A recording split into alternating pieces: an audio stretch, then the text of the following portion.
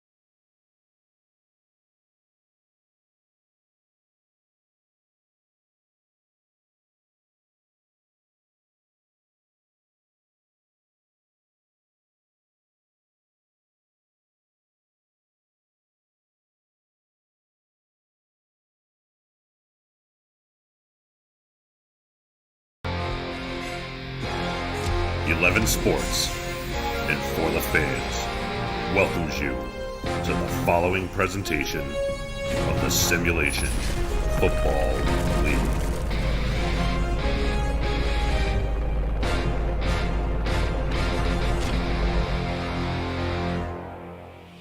Welcome in, Simulation Football League fans. Coming to you live from Washington, D.C. at the Dungeon of Dracarius Coliseum. I am Stephen Hacker, the play-by-play analyst, along with Robert Garrett Jr., the color commentator. In the stats truck is Ike McBride, Benjamin Warner, and Deuce Finnick. Back at SFL headquarters is Commissioner Cameron Irvine. Excited for this early morning Sunday football game, Robert. I know Jermaine Smith is excited to get his team back in D.C. The owner of the Dragons had some comments before the game to us and said that he's excited to be back involved in the SFL after working with league staff for so long. He's excited to be in the progression era and gaining rapport with the players of his team and the community. And he would like to achieve excellence on and off the field, and would like to establish early on that they are a run-first team. Off the field, he wants to make sure that his players represent the team and the league with respect and conduct themselves like the great men and women that they are. Robert, do you have any key points to this matchup here today? Oh, I think this is going to be a big game for both teams. DC trying to establish themselves as a run-first team. They got to get their running backs going early. And London, this is a bright-eyed team compared to the Londons we may have seen in previous seasons. So it's going to be important for them to hit the field running and show that they've got what it takes in the SFL.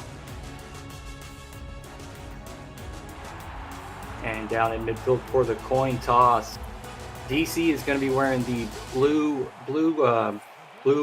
suit with the black trim. London's in the white tops with the red bottoms.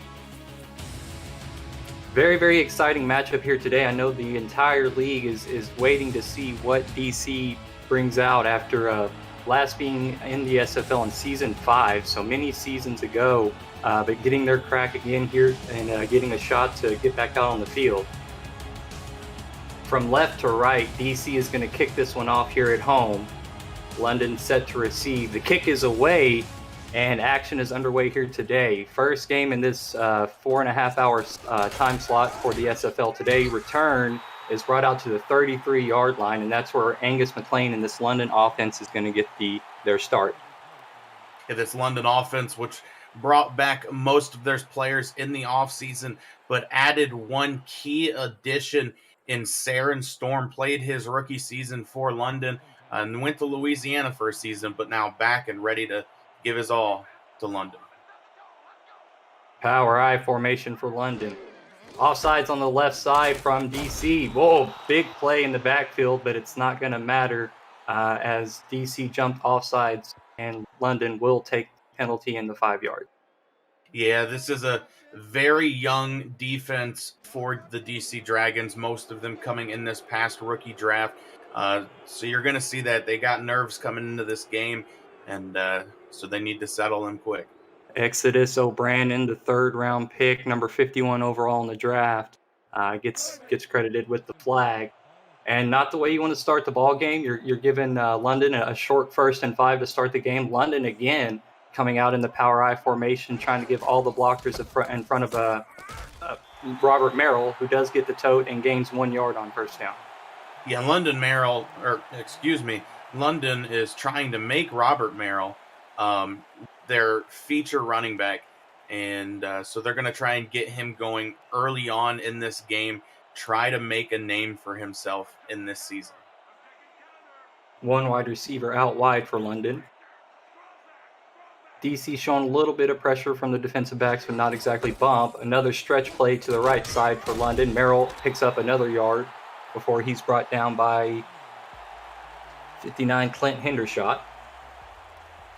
Hendershot, one of the key veterans for this DC defense. He's going to have to be a centerpiece for them if they're going to get any kind of stops. McLean on a 3rd and 3. Quick drop back, looks left side, throws downfield. Well covered ball is knocked away. and 2 DC Dragon defenders were there. Eric Gugger was the rookie to knock it down. Yeah, Angus McLean only really had one receiver out there deep to throw the ball to. Unfortunately, it seemed like DC kind of seen that play coming, had quite a few defenders in that area, and Gugger, as you said, able to knock it down. London's first drive is going to result in a punt. And again, 4.5 hours today here on FTF, the SFL on Twitch, and for the fans. Exciting matchups all day today. You're just tuning into the first one as Kai Marion on the punt return gets maybe a yard before he's brought down. And we're going to get a look now at the DC Dragons offense. Very, very excited to see this. Shabazz Synergy is the quarterback. They have rookie running backs Kevin Say and Suj Targaryen. Say was the first running back off the board, picked in the first round, second overall. Synergy gets London to jump all sides on their first snap. Oh, and a nice play by Kevin Say to break a tackle, but we'll see if DC elects to take the free yard. Yeah, and Kevin Say, the rookie, as you said, number 2 overall pick, excited to show that he deserves to play in the SFL. Very quick, speedy back. Played out of Ottawa in the minor leagues and did the exact same things you saw there, was able to juke guys out of their shoes.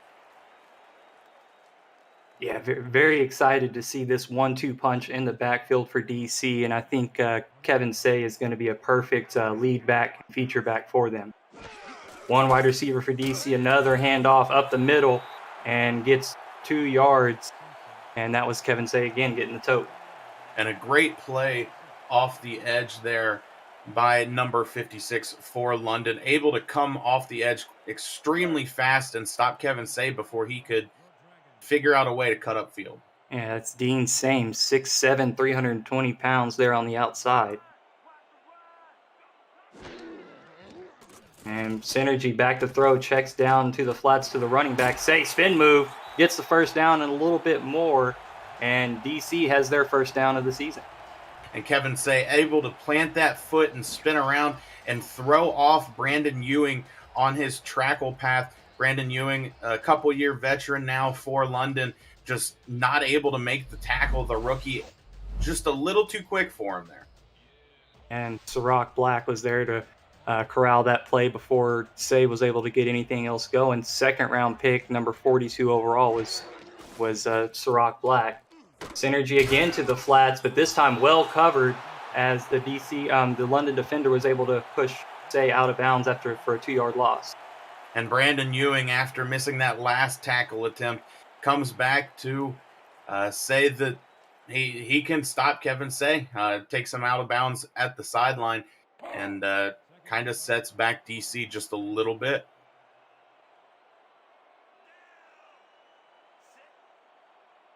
And so Shabazz Synergy under center, 3 wide receiver set. DC mixing up their formations quite well, but seem to be favoring Kevin Say out of the backfield as he's brought down for a 2-yard gain there. And, Robert, it has been some time since DC has played. Why don't we hit on that?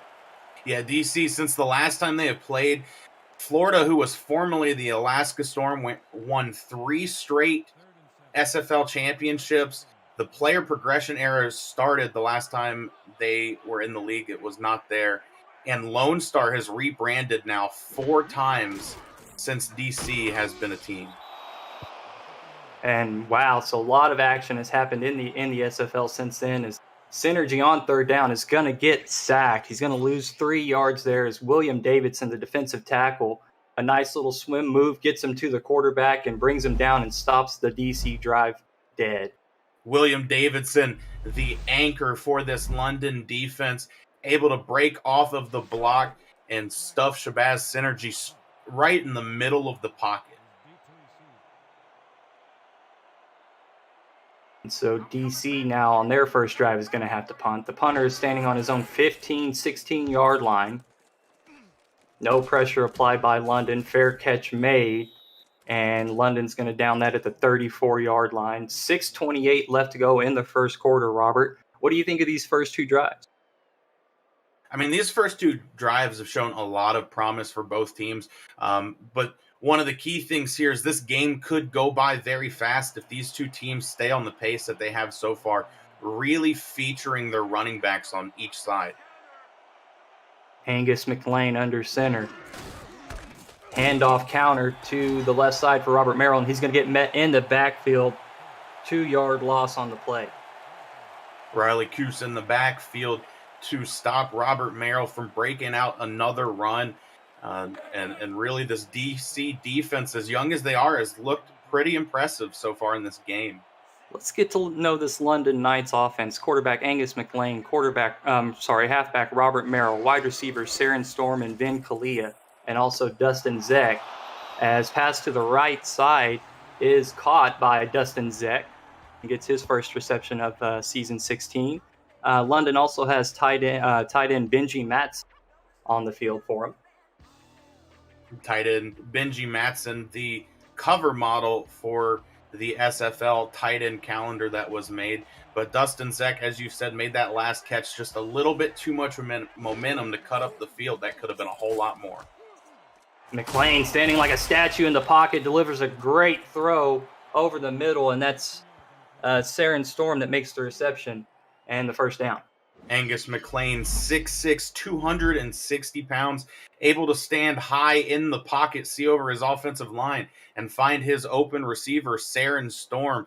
This is a connection we've seen before, and they're looking to reestablish that. On the defensive side of the ball for the Dragons, we got defensive ends Exodus O'Brien, John Gary, defensive tackle Benny Butcher, linebackers Clint Hendershot, Riley Hughes, Casey Husky. And we'll get to the defensive backs after the snap of this play.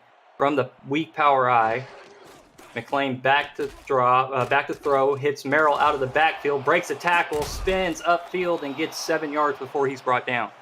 The defensive backs, number 22, John DeSantis, David Leathers, Eric Gugger, Kanye Rockefeller, and Jack Russell. Getting Robert Merrill out of the backfield is a huge thing for London's offense. If you do not remember or were not watching previous seasons, Robert Merrill played wide receiver, so a lot of explosiveness in receiving out of the backfield. Swiss Army knife ability, can run the ball, can catch the ball, can make people miss as he gets another reception, drags a defender, 2 defenders, but can't get to the first down marker. As you can see through Robert Merrill's running back and wide receiver career, 1,400 rushing yards, 4,700 receiving yards, 52 total touchdowns. This will be his 3rd season, as Robert said, at running back, and the guy just can do it all. He's an explosive athlete. Give him the ball and he'll make something happen for you. 3rd and inches, and everybody's up at the line for London.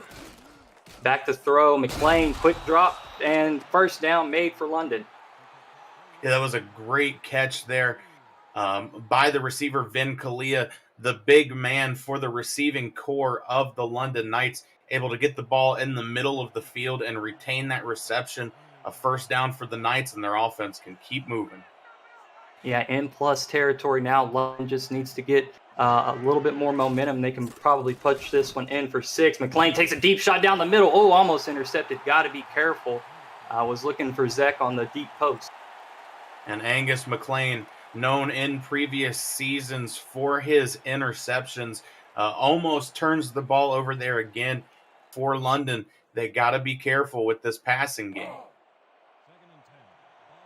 Yeah, you're in plus territory. You don't want to give the ball away. I respect taking the shot. You trust your matchups, but you gotta be careful. You want to get some points out of this drive. As McLean is under center, hard count, trying to get somebody to jump. Back to throw, hits Merrill to the right side, spins upfield, gets 4 or 5 yards on the reception. Yeah, I've been super interested watching Angus McLean, especially on this drive. You pointed it out there, calling the hard count. That's the 2nd or 3rd time just in this drive I've seen him doing that. Knows that this DC defense is primarily rookies and is trying to take advantage of that. From the shotgun, split back, McLean fires quickly to the left side. Zeck, the hot hand here on this drive, another reception, and moves the chains for London. And a great play by Dustin Zeck there. The ball was slightly underthrown, kind of lobbed up there. Zeck came back, made sure he could get the ball and nobody else. And so London now in the SFL red zone. Alone in the shotgun, McLean. 2 wide receivers to his right, 1 to the left. Everybody in the box for DC. Fires over the middle post, is there, and London has a touchdown. Dustin Zeck gets a 12-yard touchdown reception, and London is on the board. Yeah, and that referee was just in the wrong spot at the wrong time. Kind of got nudged by Dustin Zeck running that route. It's a good thing for London that he didn't interfere in the play accidentally and cost them that touchdown.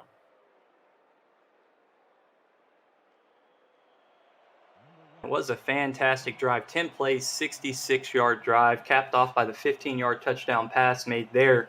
And London did a really good job on that drive, mixing it up, changing the tempo, run and pass, primarily through Robert Merrill. But I think you're going to see a lot of that this season. Robert Merrill is the cog that's going to make this offense work. Extra point is up and good. Rookie kicker Jack Lewis puts that one through. Yeah, and the other thing to talk about in that drive is London really favoring Dustin Zeck. He did a lot of the work outside of Robert Merrill in that drive, now up to 3 receptions for 32 yards and a touchdown, and the first quarter is not over yet. Ball is on the tee and kick is away. DC set to return from his own goal line. Switches the ball in his hand, tries to break it out to the right side, but gets dropped at the 19-yard line. Yeah, and K. Marion there, maybe a rookie mistake, trying to juke out some of the special teams members rather than getting that extra yard or two. Took a step backwards and ended up, not quite getting to where they would if they would have just kneeled the ball. And so DC is going to take over a lot of field to make up here. Synergy under center, handoff right side, broken, cuts back to the left side, but nothing doing, and back to the line of scrimmage, and that's it for Kevin Say. And what a great thing to see from the rookie Kevin Say there. Seeing that the direction the play was supposed to go was all stuffed up, able to cut back that run to the left, really didn't gain anything from it, but the ability to see where the play needs to go by Kevin Say was great there.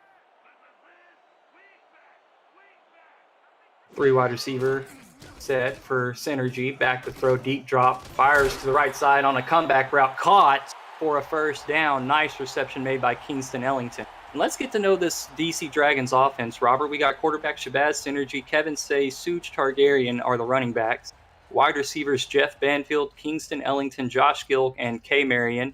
Tight ends Dennis Segili and Ziggy Hranek. Yeah, DC wanting to do a little bit of everything. 4 receivers, 2 tight ends, really showing that they could do whatever they want in this playbook. Yeah, shotgun formation now. Back to throw over, down the middle, wide open, and a big gain for DC as they get past midfield. And that's Jeff Banfield, the rookie from the drafted in the 3rd round, number 68 overall, out of San Jose. Yeah, and a great catch there by Jeff Banfield. Just showing incredible poise in the middle of the field, and almost was able to keep breaking off that tackle. Brandon Ewing kind of turning and using his shoulders to make the tackle. If he had a little bit more steadiness on that play, it might have been 6. Fun fact, Mr. Irrelevant in this season's draft, and that's no slight to Jeff Banfield, but last pick in the draft in the first game of the season, comes out, makes a big play for his team. Fantastic, love to see it. Synergy alone in the shotgun, checks down over the middle to, looks like the fullback is going to get credited with the reception, and he gets 3 yards. Yeah, and that's always a tough play to make as a receiver or a running back, fullback type. But great throw there by Shabazz Synergy, who, as you've seen, has not been around for quite a while in the league, just making his return debut for this DC Dragons team. And he hands off, up the middle. Kevin Say's got room in front of him, tries to break away, can't get there, but a nice run down the right side, gets 20-plus yards, and down to the London 13-yard lines the DC Dragons go. Watching Kevin Say run the ball so far has been fantastic. Just when you thought he reached his top speed, he kicks it up a little bit more, just not quite fast enough to make it to the end zone. Yeah, and just you maybe want to credit that to some rookie jitters. I mean, that's just something with a little bit of veteran and a little bit of progression. This guy's really going to explode there, and I don't think anybody's going to catch him. I think he maybe got a little too excited there, but fantastic run by Kevin Say. Inside the SFL red zone, 27 seconds to go in this first quarter. DC's trying to even the score here. Synergy back to throw, moves to the right, hit as he throws, was checking down to Kevin Say, but luckily that one just falls incomplete. And I don't know if you saw there, the fullback for DC actually had a chance to catch that ball that was just kind of thrown out by Synergy trying to avoid taking the sack. But seeing that he was surrounded by London Knights and kind of just let the ball fall to the ground instead, probably a very good move there. Don't want to take any chances. And Synergy under center. Split backfield. Back to throw. Corner route. Oh, back of the end zone. Nice play made by Tanner Hendricks to knock it away. Otherwise, it would have been a touchdown. Yeah, Tanner Hendricks, been around for quite some time now. 6 seasons in the SFL, his second with London, making a veteran play there and getting a hand up to put the ball into the ground, preventing a touchdown. And if you're not following us on social media, make sure you keep up with the SFL and its teams on social media at Simulationfl. Follow and subscribe to all the channels. We have Facebook, Twitter, Instagram, YouTube, Twitch, and TikTok. From teams to podcasters, final scores to major highlights, SFL Social has you covered. As this throw in the back of the end zone is intercepted, an unfortunate throw by Sebastian Energy leads to the interception and a turnover for DC. Yeah, Marquise Reed for London, the one to catch that interception. Probably should have thought about kneeling the ball there and taking it up to the 20, ends up trying to pull it out of the end zone, only gets up to the 1 yard line. And now London's offense is put in a sticky situation. Very, very tough situation. You know, Merrill's not really a power back, and so that could come into play here. They do have 2 tight ends in. We'll see what if London wants to try to run the ball. They do hand off right side to Merrill. Spin moves, breaks the tackle. Oh, man, nice first down run. Definitely gives Angus McLean some breather. And that brings us to the end of the first quarter. London has the 7-0 lead here at DC. This is the Simulation Football League on For the Fans, and we're going to take a quick commercial break. We'll be right back.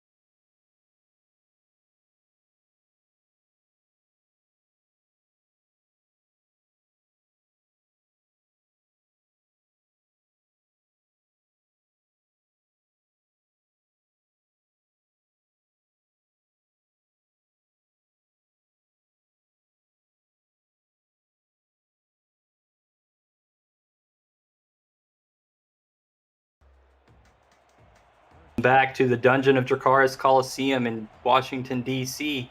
London just got a first down. Gave McLean a little bit of breathing room. They have the lead 7-0 here at the start of the second quarter. McLean back to throw, checks down to Merrill. left side, spins upfield, breaks the tackle. Man, he's elusive here today. Gets another first down, 10 yards on the reception for Robert Merrill. I'm starting to wonder if they're buttering up Robert Merrill before he comes out onto the field.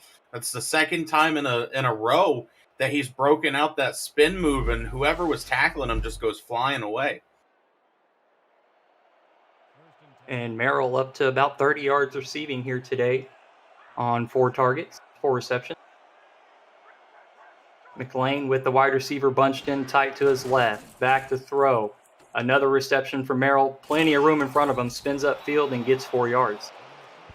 I've been watching both these teams on offense and found it very interesting. Both of these quarterbacks generally, when they're taking their drops, are a 5 to 7 step drop going deep back. And I'm wondering if maybe both of these teams have a slight distrust in their offensive line and want to make sure their quarterback has separation. On 2nd and 6, power I formation, check down to the flats. It's Robert Merrill, and he's going to get another 4 yards. Just dinking and dunking, taking what the defense gives him, and it's working very well for him. It's a 3rd and manageable now for London. Yeah, London really enjoying throwing that swing pass out to Robert Merrill, and DC's defense hasn't really figured out a way to stop it quite yet. You could just keep seeing London do that and marching down the field. And quick out is thrown to the right side, and it's caught and brought down after getting the first down in about 6 yards.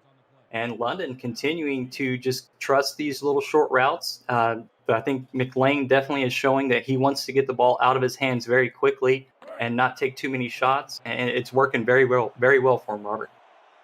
Yeah, they've been throwing, as you said, a lot of quick routes for Angus McLean. That way the receiver gets open quickly. Angus doesn't have to think a whole lot about the throw, and they can keep moving down the field. Great way to build a rhythm.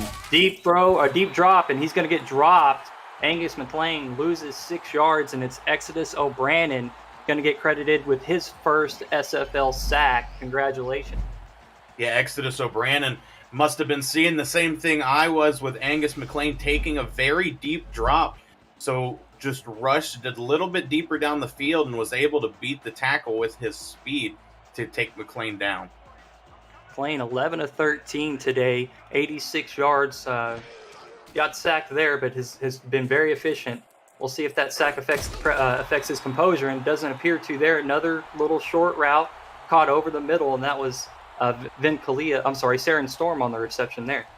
Yeah, Saren Storm given a little bit of a pillow by the DC defense to make that catch. So DC not really worried about trying to force turnovers, just worried about making the play and getting the stop. Tough 3rd and 11. Split back shotgun. Quick drop by McLean, looks to the right side, checks it down off the hands of Robert Merrill. And I don't think that would have got what they were looking for anyways, maybe just better field position for the punt. Yeah, Robert Merrill, a little bit of a slip up there, not quite able to see the ball or get his hands out in the right position to make that catch. Forces the 4th and 11, and we get to see JT Delaney, formerly the kicker, punt the ball away for London. DC applies pressure, almost got there. Good punt. Fielded at 24-yard line, I would say. Brought out to the 26. And DC's going to take over there. 7:50 left in the second quarter, down 7 points. And a big shout out to the special teams coach for the London Knights. They have just been all over the coverage in this game so far, not letting K. Marion even think about returning the football.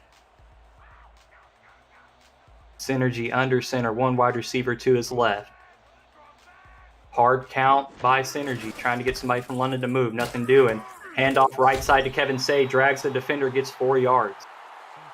And the defender there, I believe Brandon Ewing again making the tackle on Kevin Say, being matched up a lot one-on-one in tackling situations for this defense. And I think that DC is really liking that matchup. Single left. Say the lone back to the left side, 2 wide receivers to the right. check down on a swing pass to Say. He's got the first down and gets shoved out of bounds. Let's meet this London defense, Robert. We got defensive ends Dean Same, Chris Joseph. Defensive tackles William Davidson and Chad Rowland. Linebackers Jeff Gagne, Sirach Black, and Telemac Scarborough. Cornerbacks Tanner Hendricks, Brandon Ewing, Emmanuel Blackman. Safeties Marquise Reed and Barry Barkley. Yeah, a lot of veteran defensive backs for London, a key part of their defense here. Tanner Hendricks, Brandon Ewing, Marquise Reed, and Barry Barkley have all kind of made their rounds in the SFL or one way or another. And Emmanuel Blackman, their rookie, just trying to make a name for himself. And a good group to learn from Emmanuel Blackman has, as this handoff up the middle to the right side for Kevin Say only gains a yard. Yeah, the defensive line really crashed the gaps on that play and made it harder for the running back to find an opening and advance that football. And a fun fact from Jermaine Smith about these DC Dragons uniforms, they're inspired from the old Washington Wizards uniforms back when they had Gilbert Arenas. So that color scheme may seem a little familiar, but that's what it's derived from. Interesting. And I have to say, I do love the logo and the color scheme that DC has for their team, as Kevin Say gets a carry there and gets a couple yards, sets up 3rd and 4. Yeah, the branding was a very good choice by owner Destro, Jermaine, and I think that he got a really solid base under him to keep moving this team forward.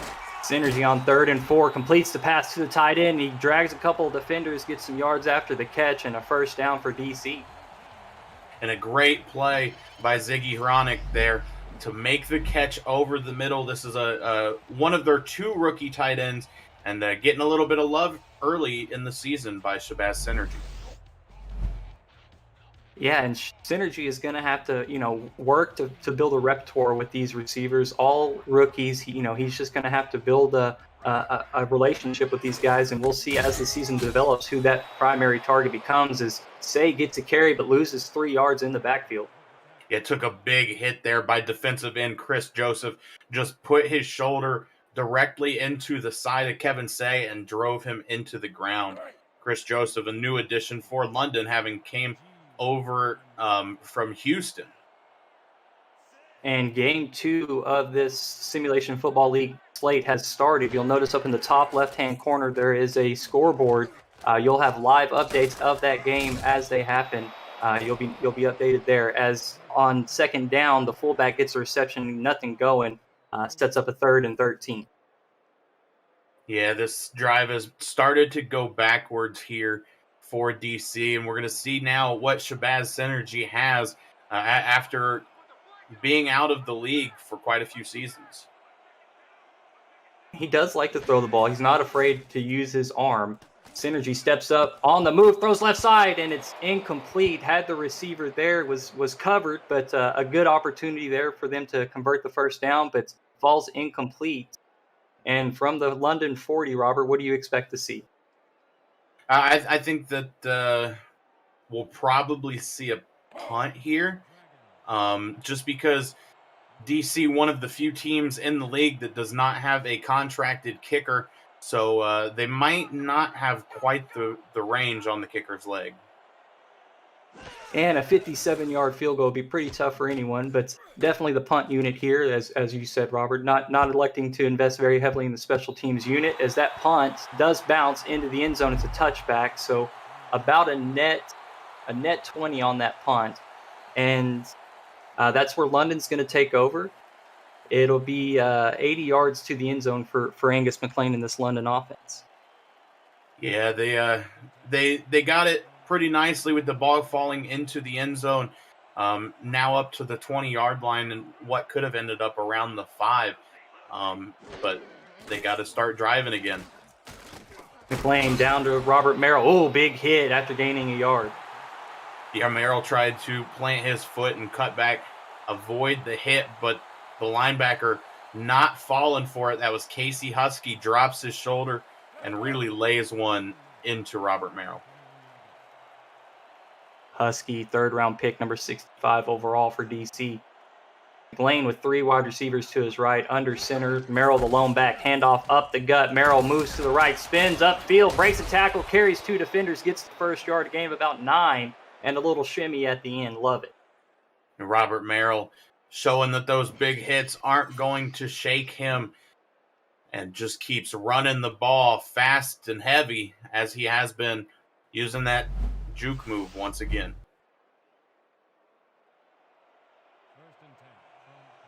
And London could really use some points here.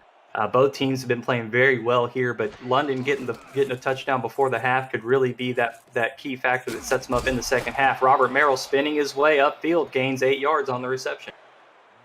How is Robert Merrill not dizzy yet? Repeatedly going to that spin move, and it just keeps working. This DC Dragons defense not able to keep a hold of him, and he just is going to keep going down the field. Under center, McLean. 2nd 2, handoff right side. Merrill gets the first down on the stretch play, gain of 3. And the run blocking there for London was just phenomenal. Robert Merrill did not have to think about where he was going to carry that hole, because you could have driven a semi-truck through it with the push that London got. 4.3 average on the day, 6 carries, 26 yards for Merrill. Also has the receptions to go along with it. McLean back to throw. Merrill in the flats. Nice play by the secondary to get up there and make a stop for a loss. Yeah, huge hit there by Eric Gugger. Maybe this DC defense getting a little frustrated that Robert Merrill is doing all of this to them, and Gugger taking out a little bit of that frustration there. And the defense on the field has to make the adjustments. You have to be ready and see the things happening on the fly. 2nd and 12, McLean alone in the shotgun. Watch Merrill at the top of the field. There you go. Slant routes caught over the middle, gets 11, just short of the first down, and that's Vin Kalia. Yeah, Vin Kalia. And that's going to bring us to the 2-minute warning here in the second quarter. London up 7-0. And we've got a ball game. We're the Simulation Football League on for the fans. And we've got a ball game. Don't go anywhere. We'll be right back.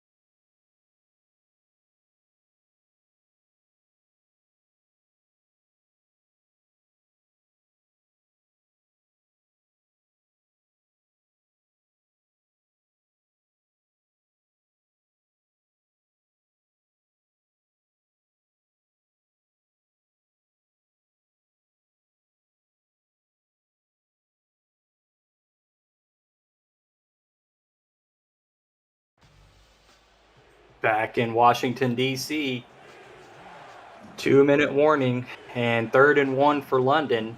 just past midfield at the DC 48-yard line. Oh, Exodus O'Brien jumped off sides, free first down. Robert Merrill gets the reception, but London's going to take the penalty, take the free 5 yards, and a free first down. Yeah, and that was just another rookie mistake there for the DC Dragons defense, jumping off sides in a key play. It would have ended up in a first down anyways, but they're going to take the yards, as you said. And it's such a tough task as a defensive end. All you're being asked a lot of times is get pressure on the quarterback, get a good jump on the ball, and that split second means so much. And for a rookie trying to understand that timing, it's understandable, but you got to learn, and you got to be patient. You got to wait for that ball to move. You can't keep costing your team yards. So from the 43-yard line of DC now, McLean in the shotgun split back, 3 wide receivers. Takes the snap and throws it over the middle. It's caught for 8 yards as Vin Kalia, another reception. Yeah, on the other side of the 2-minute warning, I was going to point out Vin Kalia, not a tight end, but a big-bodied receiver, so they use him in the middle quite often. And there we get a look at the veteran defenders of Clint Hendershot and Kanye Rockefeller for this DC Dragons defense. Just 2 big-bodied players for DC that need to make big plays to keep their teams ahead.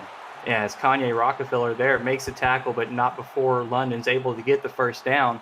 Clint Hendershot's number 12 all-time on the all-time tackles list. Kanye Rockefeller's number 19, and Rockefeller with 42 interceptions. That's good for 12th all-time on interceptions list. So these 2 guys know how to make plays in the SFL, and they just really got to help groom these young DC defenders. A nice play made there by DC as the pass was intended for Dustin Zeck, but knocked down.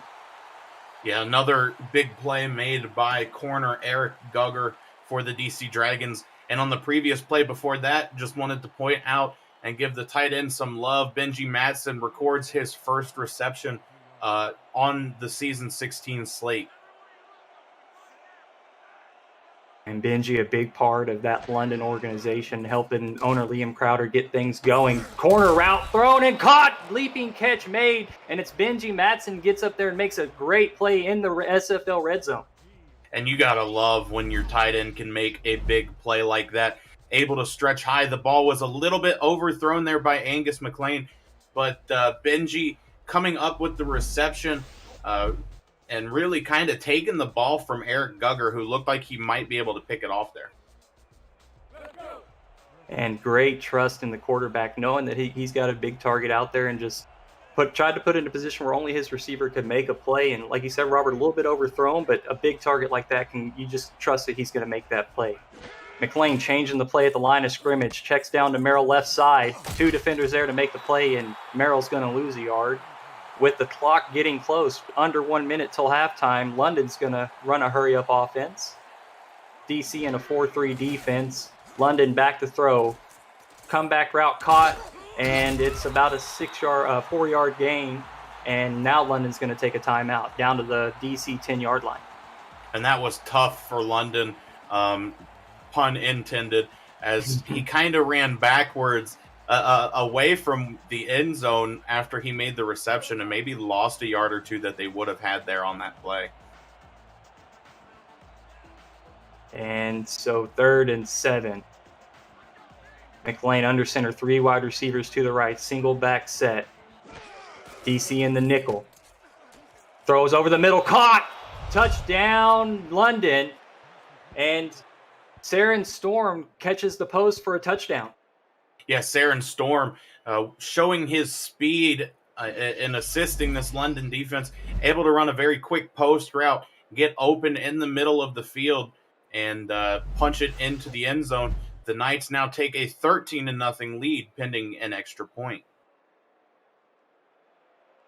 And we have a game break. Let's kick it over to SFL Studios. Cameron Irvine, what you got? We've got defense by a rookie, Mike. Yeah, Raw Galar on a great defensive play here. Jack Wall with a catch over the middle, fumbles. Houston takes over inside their 10-yard line. Law has a pick and a forced fumble. No score in Jacksonville.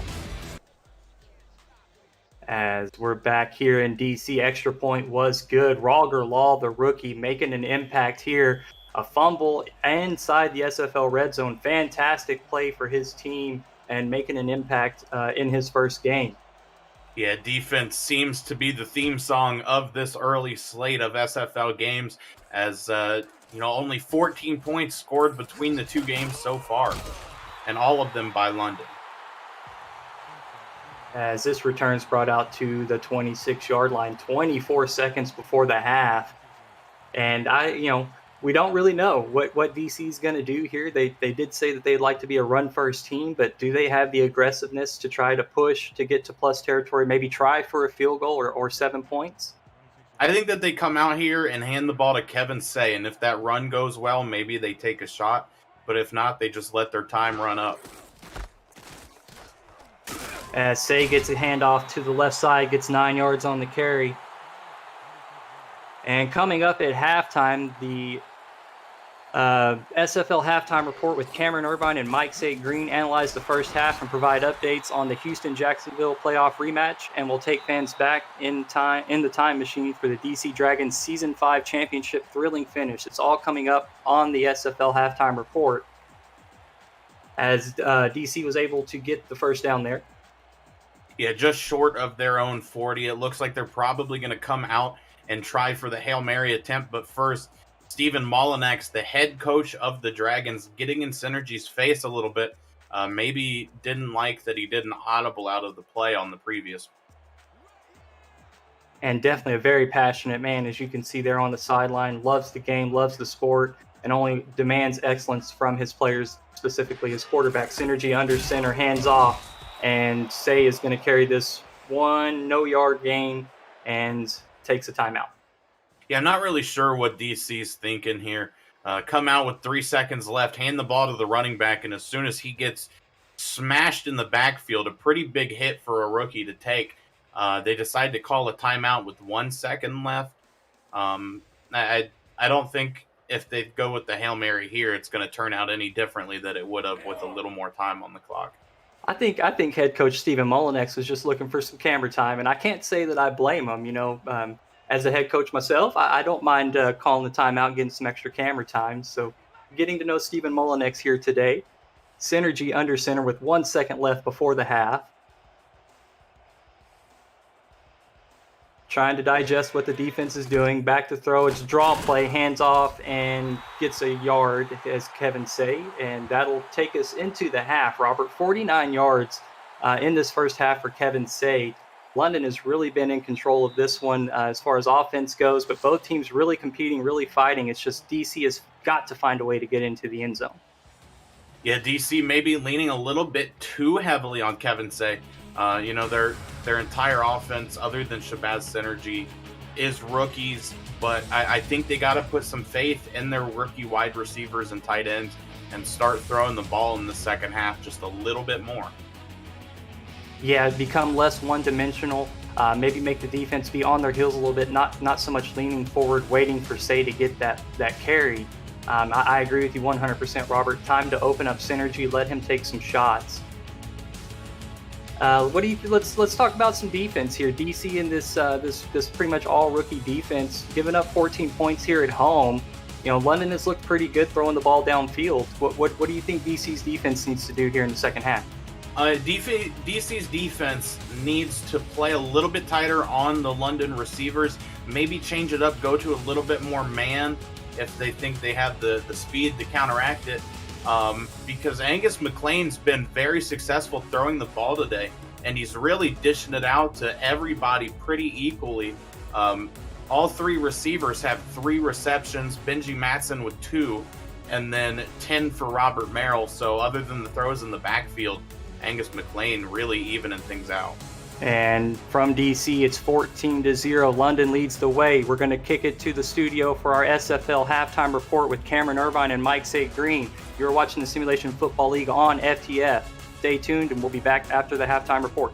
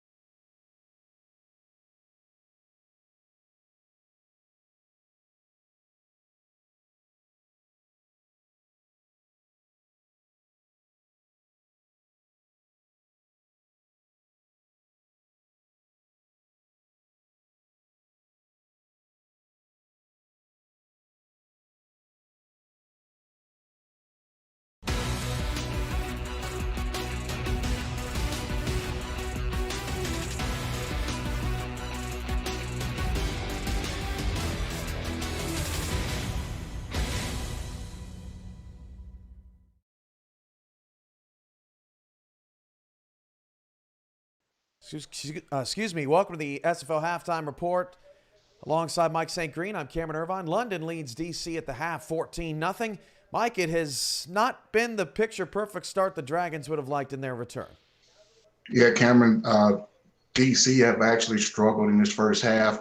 They had a few things going here or there, had a nice drive going early in the first quarter, and interception in the end zone by Marquise Reed thwarted that drive. And London has kind of methodically going about their business and taking an early 14 lead in this game. Yeah, it's really interesting to see, London ahead. A lot of people have thought that DC may end up with the worst record or down at the bottom of the standings because they're so new, because they have so many rookies, 15 of them out there. But Kevin Say showed some flashes. I wonder how they can get him more involved in the second half. Yeah, Kevin Say did show some early flashes in this first half. One of the top running backs in this from this past draft. Looking forward to seeing what he can do as far as improving as the season goes on, and we'll see what DC has in store in the second half. Yeah, right now over in Jacksonville, the Kings lead the Hyenas now 14-0. We've got some clips in the archive of Jared Willis just absolutely running over people. Just an unbelievable start, given the fact that Jacksonville turned the ball over twice in the first quarter, thanks to Raugar Law, the rookie, making an impact today. Yeah, the rookie for Houston made a big pick there in the first half. But hey, Jared Willis is saying, "Hey, hold my sports drink. Watch me make a couple of plays, and will somebody please tell Jared that referee has a family that he has to go home to tonight." He's taking touchdowns away from you. Of course, Mike St. Green is a wide receiver for Jacksonville, and he's watching along the action today. In the studio, very neutral in his analysis, but come on, show off the jersey a little bit. That looks sweet. Well, yeah, there it is. Yeah, we got to get it in there. Yeah, that's awesome. Well, Jacksonville's out to the early lead, 14-0, but Houston has played well, just have not been able to put some points on the board. E.T. King in his first game with the Hyenas, he's moving the ball down the field now and has hit a couple of deep passes. So we'll keep an eye on that as that game progresses into the second half and as we get back to the game in D.C. Before we take a look back in the throwback machine, Mike, what do you think the biggest key of the second half is for the Dragons to get back in this one? Because their offense isn't necessarily getting outclassed by London's offense, but London's found the way to get points, whereas Synergy threw that pick in the red zone, and that really stalled them. Yeah, DC, they seem to be moving the ball pretty well in between the 20-yard lines. They just have to finish off a couple of drives, maybe get a score here coming out in the second half, get some confidence, get back into the ball game, and, just kind of see how it goes from there. But we'll see how it turns out. Well, the SFL has been going strong for a long time. We've been around since 2013, and back in the day, the DC Dragons, man, they had a season to never forget. Season 5, so 11 seasons ago, or 5.5 years ago, the DC Dragons won an SFL title, and they did it in a way that most teams could only dream of. Take a look. 4th down and 4, so after they couldn't get the first down on the free play by inches, another opportunity to 4th down, and they go empty backfield with Zuli out of the gun. Corky silent in the second half. He's to the bottom of the screen. Zuli out of the gun. Back to pass. Pressure. Zuli caught right over the top of the defense. Down to 23 seconds to go. They are out of timeouts. 18 seconds left. They got to quickly spike the football, and Zuli does. 15 on the clock. I was just about to say Zuli is doing what he did in the first half. He's waiting on the defense to get set. You're on offense, son. You don't have to wait for the defense. You are in control of the game. Wow, here we go. He's got maybe 2 plays left, maybe 3 if they're really quick, and he's got 35 yards to go. This is going to be. He can't throw in the middle of the field. No, he can't. And if he completes on the outside, they've got to get out of bounds. Zuli out of the gun. Corky to the bottom of the screen. Take a shot to Corky. Down to 15 seconds left. Zuli back to pass. He's going to Corky. It is caught. And he breaks a tackle. Are you serious? Touchdown, DC! Greg Corky is your MVP, baby. Wow. Corky with the fly route down the sideline. 2 defenders there, hauls it in, shakes him off, puts the entire team on his back, shakes him off into the end zone for a touchdown. Wow. And what he had blanket coverage on him. No. He was covered. Wow. I've lost my damn mind. Wow. You can't ask for a better finish to a game. There's still 7 seconds left. This game's not over yet. And they're going for 2. Oh, wow. To try to go up 3. They've taken the lead with 7 seconds to go. They handed off to Snowden. He didn't get it. So a field goal will win it, but Santa Fe's not going to get in position likely to do anything with that. So now it's 31-30, which would officially go down as the closest SFL championship game in league history. What about Corky? I mean, the entire game playing just so below what people expected of him. And a couple of drops, and we're all like, man, did the pressure get to him? And then the last play of the game, he literally puts the team on his back, shakes guys off of his back, and makes the play of the year. From the 10, Santa Fe trying to return the kickoff. They won't. Down to, actually 7 seconds left. Santa Fe does have all 3 timeouts, so they could potentially try to get sort of into Hail Mary range and then burn one. But I think you got to try to get field goal range here. They're gonna need some food to play. You could potentially get off 2 plays here. They have to be really quick out routes or one really deep route down the middle of the field. Better watch Nick T quick. 1st and 10, and Juan Bosco too. Tight coverage there on the line here for DC. And Garcia's out of the gun. Clock is ticking. Garcia deep down the middle of the field. The pass is incomplete. And a great hit over the middle by, I believe, that might have been Trevelyan or Ambush who was out there again on coverage. And this is the ball game, fellas. Trevelyan or Ambush, either one. Big human beings that hit very hard. 70 yards to go here. I don't know if Garcia has that in his arm strength. They might need to hook and ladder. They got to pull out something miraculous here. DC can't let him get behind him. They got to keep everything in front of him here. This is the ball game. Daniel Garcia back to pass. He's going to throw it deep to the middle. The pass is caught, and the tackle is made. And the DC Dragons have won the championship by a miracle on Zach Sully's throw to Greg Corky. And Wow. The DC Dragons, they certainly scored points in that game. And Ramos Lynn is really upset at me, the owner of Santa Fe, in the chat. He is so tired of seeing that clip. But it lives in infamy. And Greg Corky, who caught that touchdown, has come out of retirement, and he is actually playing his first game since season 9 for Houston right now, who's in action with Jacksonville. Crazy how that all comes together. Yeah, Greg Corky coming back since season 9 when he last touched an SFL field, and back at it with Houston again today. We'll see if he can make an impact in this game today. So Corky wins a championship in the Wayback Machine. He's on the field for Houston today. Mike St. Green is dropping passes live in the Jacksonville-Houston game. Got to see his reaction while we were off air. That was pretty funny. It's all happening. It's all happening here in the SFL. London 14, DC nothing. This has been the SFL Halftime Report, and we'll be back to Washington, D.C., our nation's capital, after these messages. Stay tuned.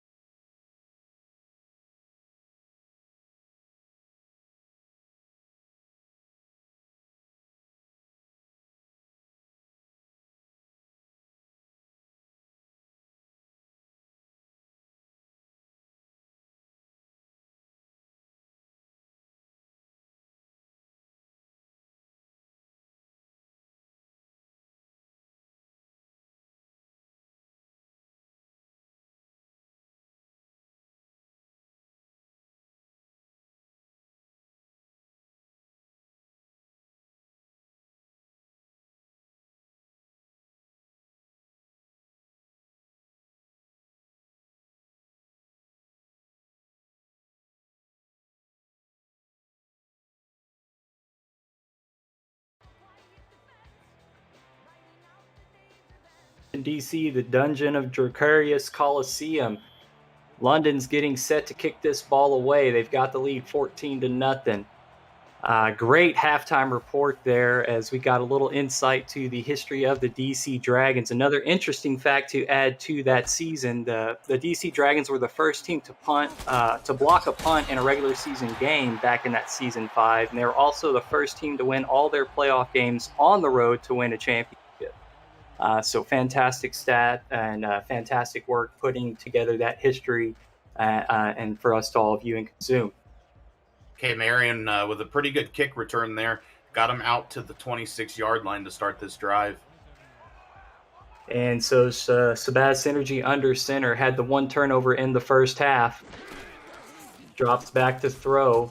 Both running backs staying to protect him. Another comeback route is caught but loses a yard as the forward momentum, or as his momentum carried him behind the line of scrimmage. That's Ziggy Horonic. Yeah, Horonic there.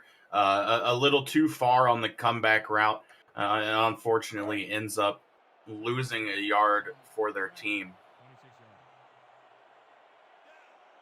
After the loss of one, now DC with the single back set. Say is the lone back, 2 wide receivers, a quick drop and a check down to Say out to the left side. Uses his speed to get 8 yards on the reception. Yeah, DC pulling a trick out of London's book there and throwing to the running back out of the backfield. Kevin Say able to show off a little bit of speed and get them to within 2, which looks a lot better for the London playbook. Or, excuse me, DC playbook. 8 men in the box for London. Everybody inside for DC. Handoff right side, and Say is going to lose 2 yards. Good pressure up front by the London front 7. Yeah, London just gives a big push, and Chris Joseph able to sneak through, take Kevin Say down in the backfield, and force a 4th and 4 and a likely punt.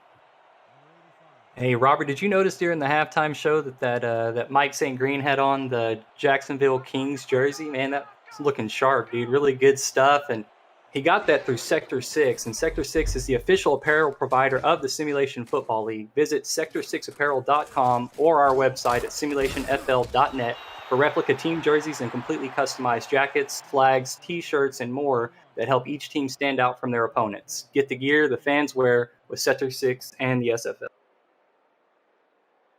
And so the punt gets fielded at the London 43-yard line, and Angus McLean and the Knights offense will take the field. Quick look at Vin Kalia there. McLean alone in the shotgun set, 4 wide receivers. McLean takes the snap, a quick drop, fires to the left side. The pass is caught and brought down after a 7-yard gain. And something, when they come out with all their receivers wide, nobody in the backfield other than McLean, something sneaky that they are doing is Robert Merrill is that last receiver. So you never know with his speed and things like that, where he's going to end up on the field. It could end up being dangerous for the DC defense. Great insight, Robert. As McLean checks down left side, Merrill has the first down, spins upfield, and a gain of about 5 yards before 2 Dragons drag him down. Yeah, Eric Gugger dives in and goes a little too low on that tackle attempt. Merrill spins out of the contact and just keeps on moving upfield. And great work collectively by this DC defense. Riley Cuse has 4 tackles, Casey Husky with 3, Gugger with 3, Kanye Rockefeller and Jack Russell with 2 apiece. Great collective effort. All these defenders swarm into the football. From the DC 42-yard line, London in the power I formation. Merrill out of the backfield gets the reception, and he's going to get 4 yards before he's tackled. Yeah, London just keeps on going to it. Robert Merrill out of the backfield. I think that's been quite a repetitive thing in this game, but as we've stated before, it just keeps working for them. DC is not really playing the flats, and it's working out well for the London offense. And it's definitely allowed Angus McLean to kind of get in a rhythm. He's not really feeling any pressure. He looks comfortable as a handoff to Merrill right side goes for no gain. Yeah, Robert Merrill tried to cut to the outside there, but number 99, Benny Butcher, for the defense, able to come in and make contact and take Merrill to the ground. Merrill with 12 targets right now. He's sidecar right to McLean in the shotgun. McLean fires left side, pass is caught for the first down, and a little bit more. Vin Kalia with a nice reception. I think Angus McLean really wanted to throw it to Robert Merrill that play as well. He looked to the right first. It looked like he was pretty much staring down Merrill, but as the coverage showed, he turned back to Vin Kalia, found the open man, and threw that ball to the sideline. And McLean is not shying away from his other receivers. Saren Storm's got 3 targets, Kalia's got 4, and Zex with 5. Benji Matson rounding out with 2. So McLean definitely sharing the love here today. Merrill, stretch play to the right, met in the backfield, loses a yard. And good play there made by Clint Hendershot in the backfield. Yeah, Merrill just kept trying to bounce farther to the outside to see if he could beat Hendershot on the edge with his speed, but Hendershot stayed strong and took him down. DC really needs to tighten up here. Holding London to 3 points, or better yet, a turnover would be huge for them. McLean sees something in the defense, changes the play from the shotgun, fires left side, caught, and Vin Kalia gets 4 yards before he runs out of bounds. And they're running again, a short route, quick out route to the sideline. Angus doesn't have to think too much. There's nobody around Kalia. Throw it to the sideline and move 3 or 4 yards down the field. And Kalia had a pretty nice year last season, Robert. 980 yards on 71 receptions. Only 3 touchdowns, though, but definitely a chain mover for this London offense. 3rd and 6 in the shotgun, 4 wide receivers. McLean left side, targeting Kalia on the sideline, but could not corral that one. It's incomplete, 4th and 6. The good old broadcaster's curse there on Vin Kalia, giving him some praise, and just misses on that reception. Maybe McLean threw it a little bit farther to the left than Kalia thought it was going to be, and ends up missing. So now rookie kicker Jack Lewis going to come out for this field goal. Yeah, taken in the first round by London in this draft. Heavy expectations, lofty expectations for this kicker. If you're taken in the first round, you have to believe that you're going to be counted on to give your team points, and Jack Lewis does from 39 yards right down the pipe, and gives London 3 more points. So a 17-0 lead for London, and we're going to take a quick break. We are the Simulation Football League on For the Fans, and London's up 17-0. We'll be right back.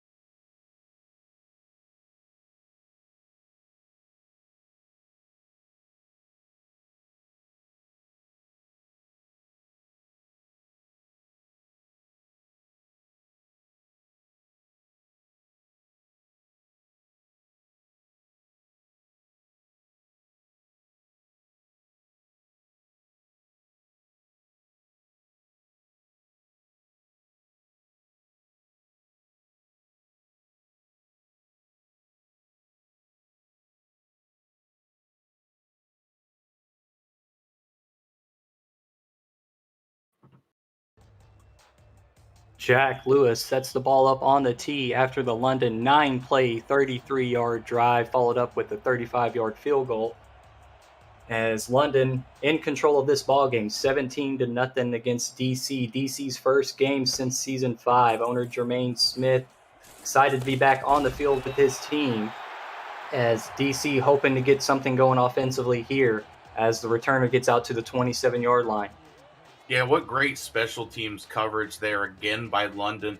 And the person who ended up actually making the tackle there appeared to be defensive end Chris Joseph. So showing the ability to have some speed there and defend on kicks. And help the team out wherever needed. Scoring update on the game 2, Jacksonville and Houston, 21-3 at halftime.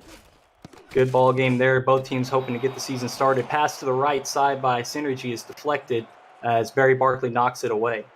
Yeah, and Barry Barkley had a chance to get that interception, but just not able to get his hands out there. And London's really struggled on the road all time. The whole time their franchise has been around, only 4 road wins, 11% of their games.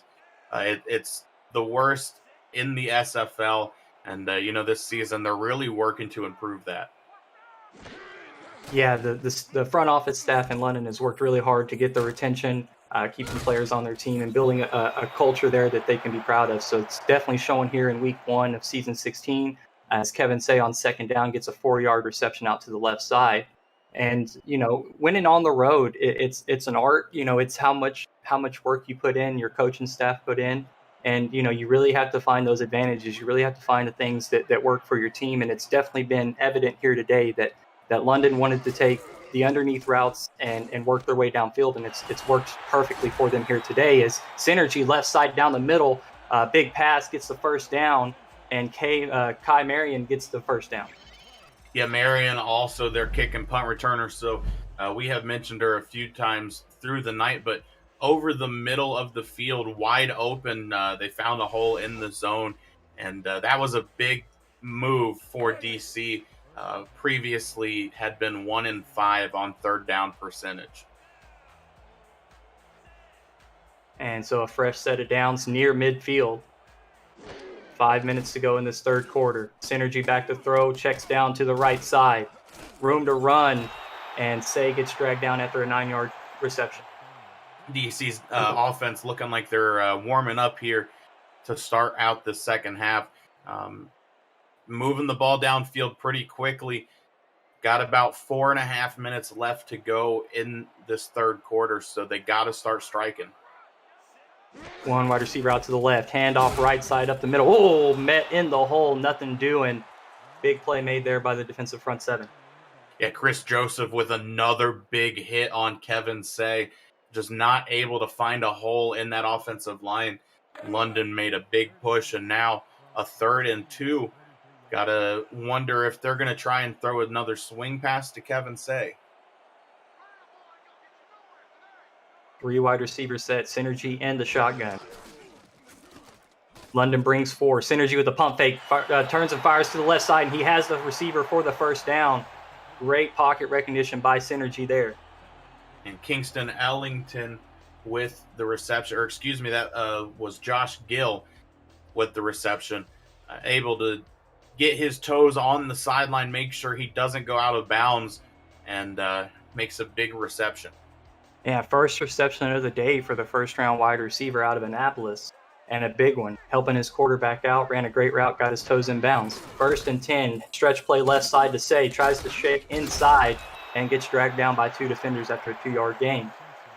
Kevin Say is looking like he's starting to get tired, not able to get as many yards in these last recent plays. He's still got a lot of game to go, and DC's been leaning on him, so they're really going to have to pay attention to that in their game management.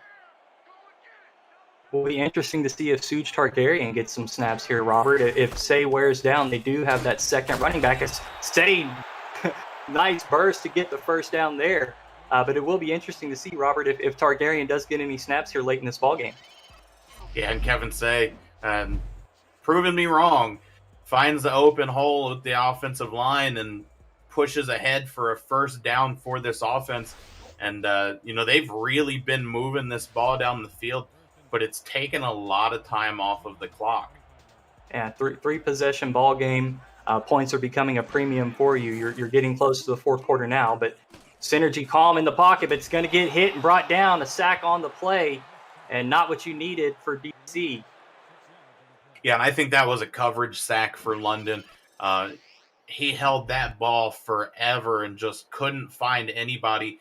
And Chad Rowland, who left the league for a few weeks or last season, back with London and as their general manager, helping to move this team forward as he did there on that play. Yeah, moved from the outside in, from defensive end to defensive tackle, making a nice play for his team there. As Say gets the catch out of the backfield and is going to get 4, but London Knights were there. They were ready on guard and brought Say down in a group effort. Yeah, and 3rd and 12 now for the Dragons. They haven't done very well so far in this game. Now 3 of 7, and it's a 3rd and long. So you got to wonder what Synergy is going to want to do here. Yeah, you got to draw up something definitely, intermediate to long route. Don't want to throw anything before the first down marker. Oh, diving play almost made, but falls incomplete. K. Marion couldn't corral that one. And those are the catches that make you a star wide receiver in the SFL. K. Marion, maybe a little bit too young. Another one of the rookies on this offense for DC, not able to have the veteran presence to make that catch quite yet. Yeah, very, very tough play to make. But when your quarterback draws up your number, you got to be able to make those plays for him. DC hoping to get 3 points. Snap is down and kick is up. Has just enough leg to get it through for 45 yards. So DC has their first points on the books, and it's a 45-yard field goal to put DC within 2 scores, 2 possessions. And that's something that you'll be able to put down on the trivia cards for the DC Dragons, who scored the first points for the Dragons and who were the first person to score points in their home stadium. And both the answers to those would be the kicker, Don Wilson. So another entry into the SFL record books for DC there. 12-play, 45-yard drive capped off by the 45-yard field goal.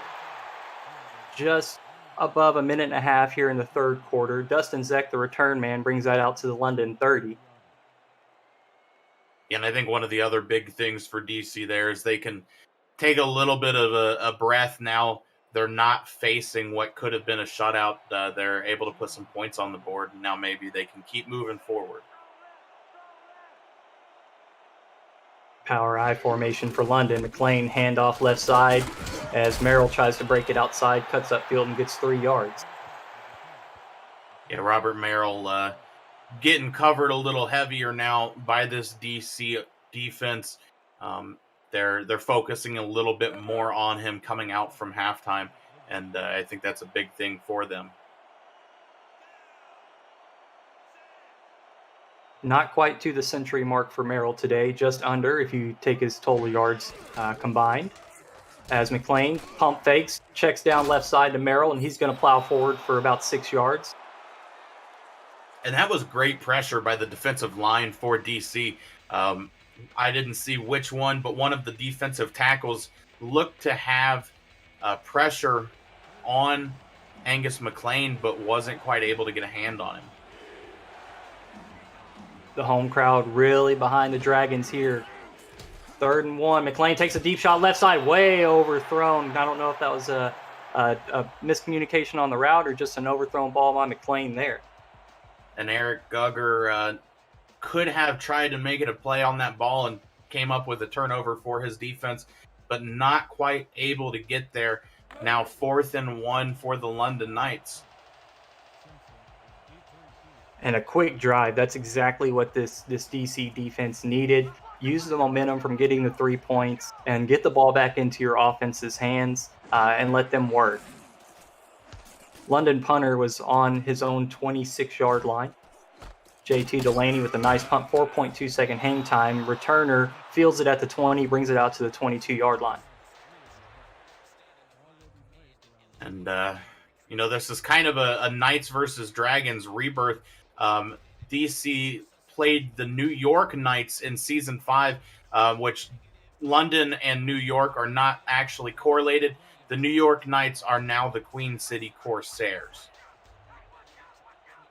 Another very storied franchise in the SFL, the Queen City Corsairs. As Synergy back to drop. Oh, no. Evades a tackler. Oh, but this second wave of pressure brings him down as Synergy loses 5 on the sack. And Shabazz Synergy showing a bit of veteran presence there, ducking and dodging through pressure, but in the end, it wasn't enough. And Chris Joseph off the edge making another big play for this London Knights defense. And that's big. London needs to slow them down and show DC they are in control of this game. And that's going to wrap up the end of the third quarter. London with the lead, 17-3 here in DC. You're watching the Simulation Football League on For the Fans. We're going to take a quick break and be right back for fourth quarter action.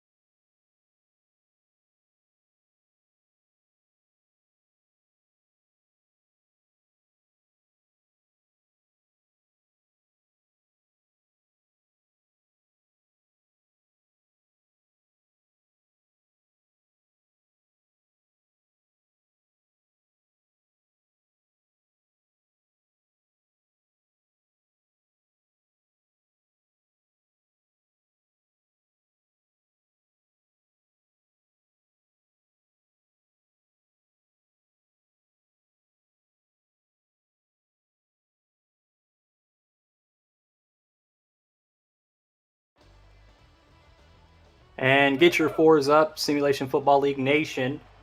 After the sack on first down, DC has a 2nd and 15 here to start the fourth quarter. Down 14 points, Synergy under center, 4 wide receivers spread, Say offset to the right. Fires a slant, right side is caught and dragged down. That's Gill making the reception. Yeah, and I think that this fourth quarter is going to be a dream scenario for some people. DC has been leaning on rookie Kevin Say pretty much all game, but now they've got to lean on their veteran quarterback and Shabazz Synergy to make the big plays and bring them back into this game. Under center, 3rd and 5. Slant route again. Call dropped in the hands of the receiver, Jeff Banfield, but couldn't haul it in. And very unfortunate for the Dragons there. Yeah, that was very unfortunate. Jeff Banfield just not able to get his hands on it correctly before he took some pressure by the defense. Drops that ball, and what could have been a first down for the Dragons turns into a punt. Going to need to play good defense again. Cannot give up any points to London here if you want to keep yourself in the ball game. 10.5 minutes remaining from the 13-yard line. Punt is away, fielded at about the 34, brought down at the 38-yard line. And this is a chance for London's offense to put a few more points on the board. They're starting out at almost their 40, just short at the 38. And, they've been moving the ball down the field quite a bit in this game so far. Have to find a way to corral Robert Merrill out of the backfield. McLean empty, alone in the shotgun. A quick slant route, intercepted across the middle, was targeting Dustin Zeck, but the linebacker steps in front of it. What a fantastic play by the rookie Casey Husky. Yeah, and Casey Husky comes flying in to make that interception. Something you don't see fairly often in the Simulation Football League is a linebacker coming up with an interception, but Husky doing it in his rookie debut. A big play for the Dragons, and now their offense has to capitalize on it. And the air is in the stadium here at DC. The fans are loving it. They realize their offense has an opportunity to put some points up. Kevin Say spins up the middle and gets 5 yards. Nice tote there on first down. And Kevin Say seen the safeties come and cut a little bit to his left and ran more at an angle to the end zone. Probably able to add another couple yards onto that play by doing so. Great move by the rookie. I formation for Synergy. Movement from the linebackers of London makes Synergy change the play. Quick drop, fires left side, out routes there, caught, and nice footwork there to secure the catch. Sets up a 3rd and inches. And what a great reception there by Josh Gill. Able to keep his feet in bounds and make that catch right up alongside the sideline, and then proceed to get out of bounds and stop the clock. So the Dragons have a little bit more time to try and put points on the board. Yeah, every second is precious here, especially when you're trying to make a comeback. Far set for the Dragons. Handoff up the middle. Say has the first down on a 2-yard carry. Kevin Say really got accredited there by his offensive line. They were able to make a push and split a hole for him to get up to the first down. I think that's what they were most worried about there, was making sure they could get the first down and keep this drive moving. In plus territory, trying to get closer to the SFL red zone. Handoff left side. Say met in the backfield, able to get back to the line of scrimmage. William Davidson in on the stop. Yeah, and London's defense has been applying more pressure to the middle of this offensive line that DC has, usually walking a linebacker down, not even necessarily blitzing them, but keeping him in there to try and stop Kevin Say. Synergy on 2nd 10. Alone in the shotgun. 4 wide receiver spread. Quick drop, fires right side. Got a receiver. Nice coverage. Was targeting Jeff Banfield, but the London defense was there and was able to knock it down. Yeah, great play there by the defense of London. Looks like Brandon Ewing was the one to bat the ball to the ground. Another big play by him, and he's had an incredible game, Hacker. 7 tackles, 1 assisted, a tackle for loss, and now a pass deflection. Just a great game out of him. Yeah, filling up the stat sheet. Absolutely. Good job, Brandon Ewing. Synergy on the move, fires right side, and Say's going to lose 2 yards. It was a bailout play, just trying to get the pressure off Synergy, and Say had to take the negative yards. Yeah, London made sure that he had no time to think about throwing that ball. Just tried to make a play and get the ball to his running back. Unfortunately, Kevin Say was covered there, and now they're going to have to punt the ball away. So very, very unfortunate. DC unable to capitalize on the great field position provided by Casey Husky's interception. Hopefully the punt here does not bounce into the end zone, and DC is able to play good defense and hopefully get the ball back with decent field position. Great punt, good bounce, dies down at the 2-yard line. Perfect execution by the special teams of DC. Yeah, London's punt team plays really good coverage there and is able to down the ball at the 2. Now London has a huge task ahead of them. And London was in a similar position in the first half on the 1-yard line.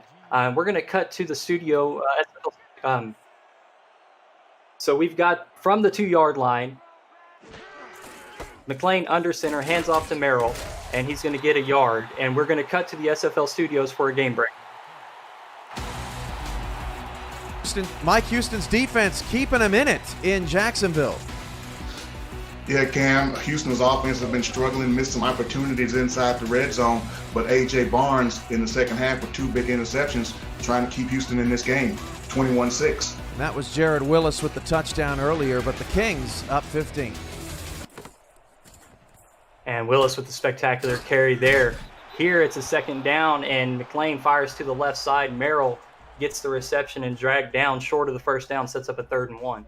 Yeah, another quick swing pass there for Robert Merrill, which is a really smart decision and plays calling by the offensive coordinator for London.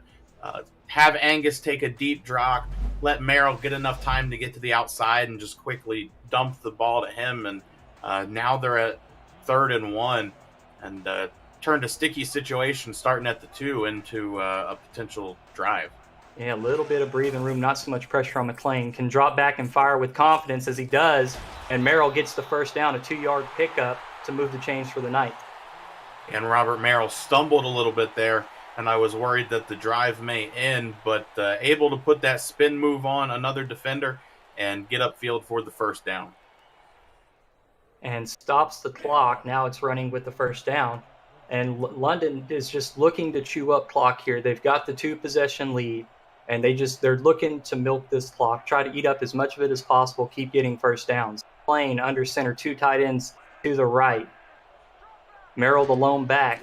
DC showing blitz. They drop back in coverage. Fires to the right side, and Dustin Zett gets a 6-yard reception.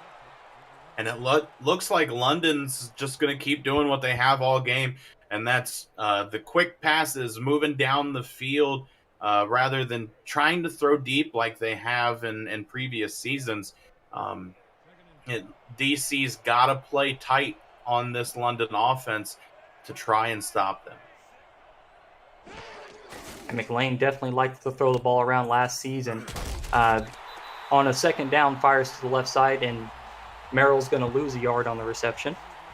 And that was a great play by the defender. Seen the swing pass coming out and was able to come downfield quickly to make a tackle for loss. And now DC's got a 3rd and 5. They got to stop London here, who has done pretty well on 3rd down conversions. Passing situation, 3rd and 5 from the London 17. No, they hand the ball off to Merrill, and he fumbles it. Is DC able to get on the ball? They do. DC recovers the fumble inside their own red zone as Robert Merrill coughs it up. Yeah, and that ball just got punched out of Robert Merrill's hands, and the defense able to cover the ball. Benny Butcher, the one with the fumble recovery, and now DC's got a 1st and 10 from the London 17. This is looking really good for the Dragons. Yeah, excellent field position inside the SFL red zone. 1 receiver bunched in tight. Handoff to Say up the middle. Good blocking. Gets 7 yards on the first down carry. Yeah, Kevin Say is going to be the perfect choice for DC here if London's defensive line doesn't get a push. Able to find an opening there and get ahead. Now they are at the 10-yard line, and looks like they've got a plan. That was a great job in the trenches by the fullback Cofield. Step up and took that linebacker on head-to-head and really sprung Say's 7-yard carry there. Synergy under center, 2nd and 3. 4 defensive linemen, 4-3 set for London. Handoff left side, Say a little bit of hip movement and gets a yard. Yeah, really good spin move there by Kevin Say. I really think the DC here, though, need to bring out some of their receivers and spread the London defense out a little bit more if they're wanting to move Kevin Say downfield. Yeah, we may see that here. Got the slot receiver at the bottom of the screen to your left. Say right behind Synergy, the lone back. London in a nickel formation. Handoff up the middle. Say is met in the backfield. A big loss and exactly what London needed. And Kevin Say gets absolutely crushed by William Davidson. Made a couple big plays now in this game and just gives the rookie a friendly hello. Yeah, so DC, looking at the clock, realizes that they need to go for it here on a 4th and 5 from the London 12-yard line. Synergy under center, 4 wide receiver spread, back to throw. Pressure coming, fires a slant route, caught! Touchdown, DC! What a great play by DC there. And Kay Marion, who has been the biggest target for Shabazz Synergy in this game, makes another big play for the Dragons. And that was a big touchdown, Stephen. Absolutely. Kay Marion has been putting in the work all game, doing whatever the team has asked, and they dialed up her number here, and she delivers for the DC Dragons. Fantastic throw by Shabazz Synergy. That was a 4-play, 17-yard drive, Robert, capped off by the 12-yard touchdown pass. And DC's got time. I mean, both teams have all 3 timeouts, 4.5 minutes remaining in this ball game, and it's only a 1-possession game. DC, if they can play good defense or create a turnover, they could find themselves in this ball game, possibly winning it or pushing it to overtime, Robert. Yeah, and that was a really unfortunate play for the London defense, especially. Had him backed up to a 4th and 5, but Shabazz Synergy showing that he still has that veteran instinct, finds his open receiver, and now it's a 1-score game, and really anything could happen. Hands team on the field for DC. Great job by the London special teams unit to corral that onside kick attempt. London's going to take over at the DC 39-yard line, so good field position. DC definitely cannot give up any yards, needs to keep as much pressure on the rookie London kicker as possible. They're very close to field goal range, maybe in field goal range right now. So DC can't give up anything, needs a good defensive stand. London in the power I. Handoff up the middle, left side. Robert Merrill met in the backfield, breaks a tackle, but still loses a yard. Good job by the defensive front 7 for the Dragons. Yeah, and DC's got to play like their head's on fire right now. I don't know that it was the correct choice there with the amount of time on the clock to kick the onside kick, but that's the way they go. And so now their defense, as you said, can't give anything up or they're going to give up more points. Under center, McLean. 1 receiver to his left. DC's in the 4-3 formation. Counter play right side. Merrill with some room. Gets 3 yards on the tote.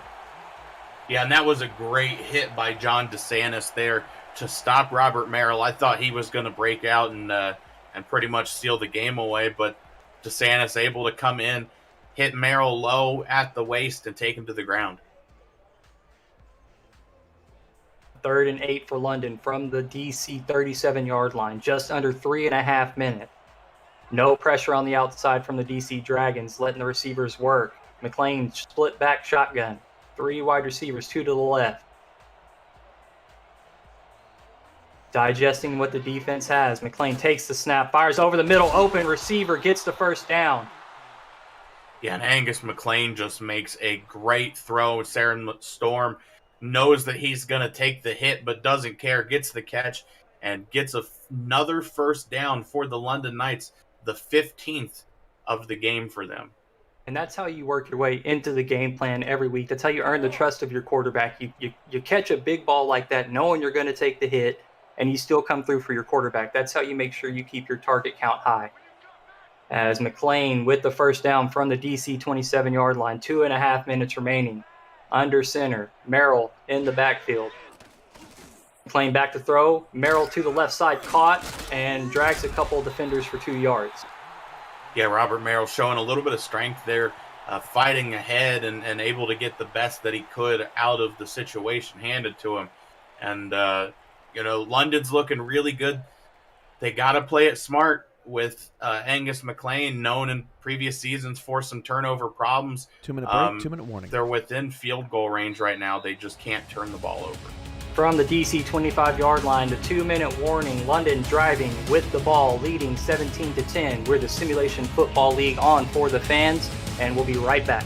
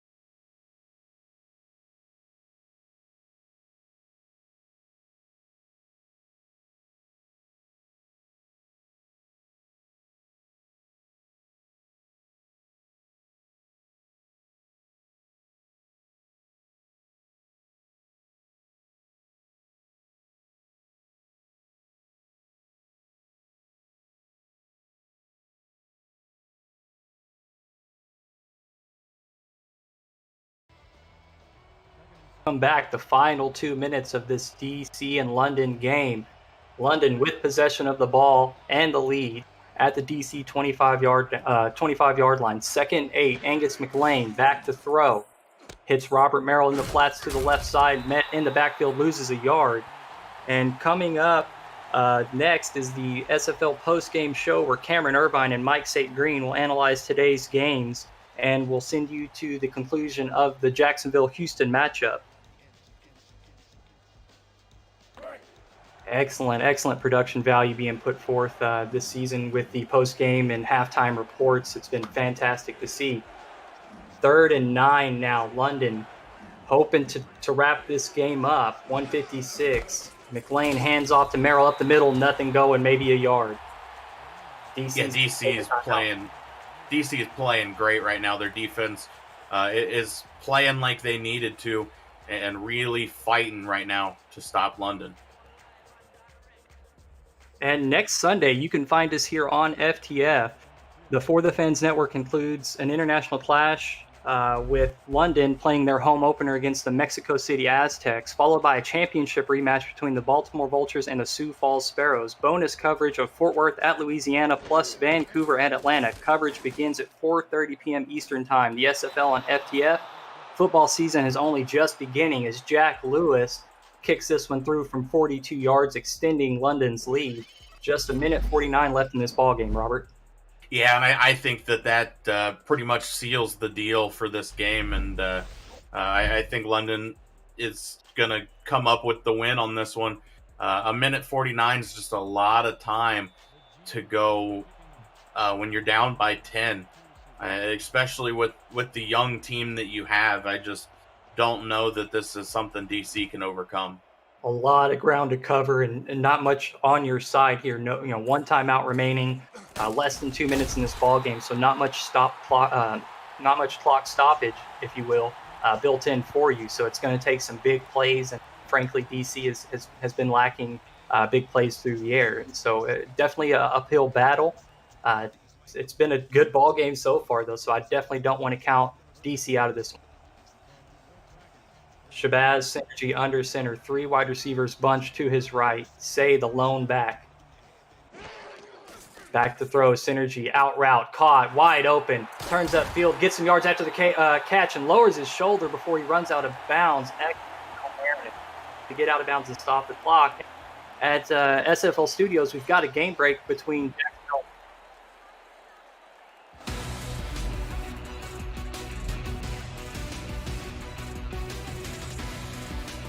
Yes, Cam, following a touchdown to get Houston within 11, they get the onside kick, and now they're driving to see if they can get closer in this ballgame. Oh, but they just threw a pick.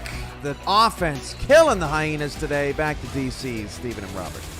And you saw there a successful onside attempt goes to the special teams unit. We saw one here that failed, but you can get those onside attempts. Great effort by Houston, but unfortunate to throw the ball away as DC taking a shot down the right side up the middle. Pass is caught by Jeff Banfield past midfield as DC is trying to move. They're saving the timeout. No huddle offense. 4 wide receiver spread.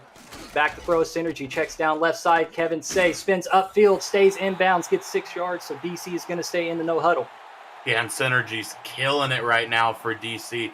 Just finding the openings in the defense and getting the ball to his receivers. And they keep moving down the field at the London 30 right now. Hard count. Checks down to Say again. Spins upfield, stays inbounds one more time, gets the first down. Clock continues to run under a minute in this ball game. Everybody needs to hurry. Yeah, I think Kevin Say's been studying what Robert Merrill does while he's in on these plays, working that spin move now late in the game. Great effort by Say. Stays in the block, picks up the edge rush as Josh Gill makes a diving catch across the middle down to the London 11-yard line. Can Synergy put some more points up for this DC Dragons offense? Takes his time in the pocket, pressure coming, moves around, avoids the hit. Great play by Synergy, fires right side, pass is caught, short of the first down, stays in bounds, and DC has to hurry. 23 seconds now remaining in this ballgame. Try to put up some points to save face and earn respect. Synergy throws back of the end zone, intercepted. Had the receiver there, but a fantastic play made by Brandon Ewing to jump in front of that ball and end this ball game. Yeah, and I don't know what the receiver was thinking there. I don't know if he was just thinking they weren't getting the ball or if they just couldn't see the ball. Didn't even try, and Brandon Ewing able to come up with a big-time interception for this London defense and seal the game.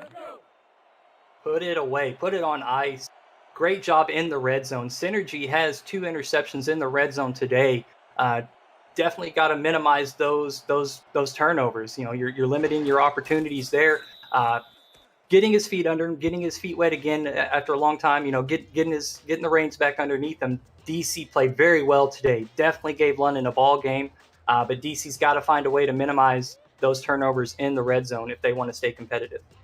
Absolutely, and the big thing about this too is right now DC's players, brand new rookies to the league for the most part, other than a veteran here and there. And I think that says a lot for this DC team that they were able to do what they could. It's so early in this season. Absolutely. DC handled himself with class today. Definitely put up a great battle. Gave everybody, I think, a good insight of what to expect from them in the future. They just got to tighten some stuff up. They're a new franchise. They're trying to work out the kinks. And I'm very impressed. I think Synergy played well. Again, just got to reduce those turnovers. But Kevin Say, Robert, phenomenal performance from a rookie here in his debut. Absolutely handled the load very impressively for DC. But, you know, you got to give credit where credit's due. Angus McLean in this London Knights offense worked down the field methodically all game long, controlled the ball, didn't put Angus McLean in any bad positions, and just let their offense work. Absolutely, and I think another key player for this London Knights team today was Brandon Ewing. 8 tackles, one of them was a tackle for loss. They had a pass deflection, and he came up with that game-sealing interception. This Knights defense looks to have a breath of fresh air, and they hit it early today. Absolutely, and all the hard work of the offseason, you can tell London put in a lot of it, and it showed here today in their season opener. Looking to build off their last season retention and their locker room and culture. I mean, just it's a great showing. It's a great step forward for London here today. Again, DC has shown that they have some fight in them, that they know what they're doing. They know what their identity needs to be. They just got to tighten some stuff up as far as their game plan goes. But very exciting matchup here today. Definitely a great way to start this Sunday slate off of football, Robert. And we're getting close to that player of the game. Who you want to give it to? Who do you think is deserving of that player? I think it goes to Brandon Ewing or Angus McLean. But if I had to pick, it would be Brandon Ewing. Just a lights-out game and a lot of tackles. You don't see that a lot with corners. You know, not quite as strong as the linebackers and able to finish. But he carried his own today and shown why he's playing in the Simulation Football League.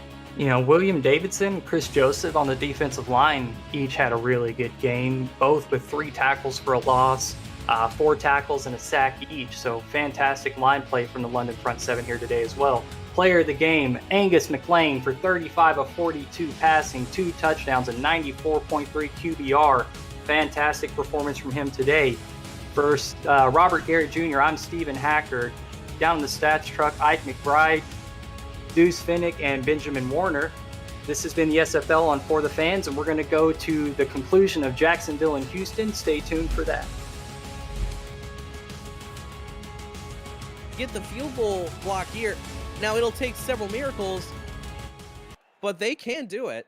Well, they don't need the block, Jack, and I'll tell you why. Because the field goal here makes it a 14-point game, and the 14 points is still 2 scores, right? So in reality, if I'm doing my math right, which I might not be, but the 14-point game is not technically out of reach for Houston. Is it tough? Yes. But this block, whether this field goal goes in or not, does not have a huge weight on whether Houston has a chance. And we'd like to welcome everyone tuning in from FTF, where the London Knights have just beat the DC Dragons 20-10 in a very close matchup, while welcoming back in the DC Dragons to the SFL. Here in Duval, Jacksonville is up 27-13 on top of the Houston Hyenas in a game that has been very close, but the main difference maker for Duval has been Jared Willis breaking out 2 major touchdown runs that has basically given them the win here today. If they didn't have those 2 touchdown runs, this game would be tied up at 13. Yeah, Willis has been a monster for this Jacksonville team. Really, one of the strongest differences in this game has been Jared Willis. And now Houston is going to have to sling the ball. They have the weapons. They have a lot of good playmakers. Greg Corky, Leroy Brown, DR Sim. E.T. King is a veteran quarterback. Let's see what they got up their sleeve. Yeah, they got to start slinging it and slinging it deep because they don't even have really timeouts on their side. They called them all on the last drive. But now Houston. First play, E.T. King, short drop. E.T. King throws over the middle, and it bobbles up, down, and all around. Going to fall to the ground. Incomplete. A very risky throw to go with on your very first play of was basically, for the game. Yeah, look, I don't think we have to explain to anyone that an interception ends this football game. E.T. King knows it. Jacksonville knows it. We know it. Everyone at home knows it. So, the pressure is ratcheted about as high as it'll go right now for Houston's offense. 2nd and 10. King takes a shotgun snap, pumps, goes downfield, throws it to the middle. A very interesting sort of move, but I guess it moves the chains. 1st and 10 now for the Hyenas. He's got to run back up, and he's going to spike it. Yeah, nice play across the middle. It sets him up here at the 32. You have to score on this play or the next one to have a chance here, Jack. With just as much time as left, to get 2 scores in 43 seconds would be impressive. To do it in under 15 or 20 seconds is nearly impossible. Well, as a wise man once said, never tell me the odds. And that's what that's what ET's probably screaming to everyone here in Duval right now. 2nd and 10. Got a man in the backfield, probably just there to block. That's exactly what they're going to do. Going to throw it short over the middle, and that's going to bring up 3rd and 5. Clock is still ticking. It's not on their side for the Hyenas. Short drop once again for E.T. King going over the middle. That one's going to be caught. First down, but they don't really have enough time on the clock to really win this game. Yeah, it's going to be another spike. Really on every on every play here, Jack, you got to throw to your deepest receiver. I don't care who it is. I don't care what they're running. Whatever route it is, you have to give them a chance. With this much time left, you don't have a real opportunity to pick and choose, and with that penalty, it just puts them even deeper in the hole here. Yeah, even though Houston has the ball, this game may as well be out of reach for them at this point. Just a few ticks of the clock remaining. It's not that Houston's been performing bad at all. It's just there was some lapses in the defense during the first half that allowed Jared Willis to get those major touchdowns that have been the difference and will give Jacksonville the win here today. Thrown over the middle. That's going to be caught. 2nd and 7 now. They have about time for maybe one more play. They're going to spike it here. And I guess here they're going to put on one final play, one big Hail Mary as a show for the fan. Yeah, Jack, I think both these teams played well today. I think it was a good showing for both of them. I think Houston has some holes that they know they have to fix. Damon Simeon is a great coach. He knows, what he needs to improve on. And I think for Jacksonville, it was a really good showing of both pass and run. I think both teams will not necessarily both be happy with the result, but both of them will look forward to the next opportunity. Final sling down the field, and E.T. King nearly goes down the final play of the game. But the Jacksonville Kings continue their winning ways over the Houston Hyenas, now taking a 7-4 series lead in the 11th meeting between the Kings and the Hyenas. Really the tail of the tape here, Andy. The rushing yards, 251 for Jacksonville, just compared to just 103 for Houston. Yeah, Warren Murray never really got going for this Houston team how they wanted him to get going. He didn't have a terrible game by any regard, but was it the game that we're used to seeing out of Warren Murray in the timing that Houston needs to win a big one? No, not necessarily. So, I think for Houston, they can go back knowing, what they need to improve. And for Jacksonville, look, a good win over a quality SFL team, a big one for both of them. A 14-point win is nothing to sneeze at. I think these two teams, are going to be solid contenders this season, especially once Warren Murray gets moving, which we know he will. Yeah, Warren Murray, he even showed a couple glimpses throughout the game of the season that he had last year. And it's not to say that he's had a bad game at all, just wasn't able to get going. Jared Willis, though, this man, especially in the first half, was borderline unstoppable. Yeah, he looked like a man on fire. I mean, he really was running, almost possessed. Didn't do as much in the second half, I should say. Still had a good second half, but not the monster numbers we saw in the first half. I think if I had to pick a player of the game, Jack, I think you got to give it to either him or E.T. King. Maybe Alex Bond on the back end had a pick, but really, I think it's Jared Willis's player of the game to lose. Oh, I couldn't agree with you more there, Andy. But again, E.T. King, in his first game on a new team, he had to adjust to a new scheme, especially for a team like Houston, which, had a franchise guy for about 4 or 5 seasons. He did very well for himself in his first outing as a Houston Hyena. Just under 250 yards of passing, a touchdown. Sure, he had an interception, but he only had 1, while CC had 3. Yeah, two player of the game. Sorry, Jack, go ahead. Yeah, the player of the game honors, of course, going to Jared Willis. Who else could it have really gone to? Yeah, no, he earned it, that's for sure. Yeah, but from all of us here, I'm Jack Brown alongside Andy Hamilton, Alan Armatis, and Johnny Bravo in the Stats Truck. We say thank you for tuning in for today's action here in Duval County. Now we'll send it back to SFL Studios with Cameron Irvine and Mike St. Green.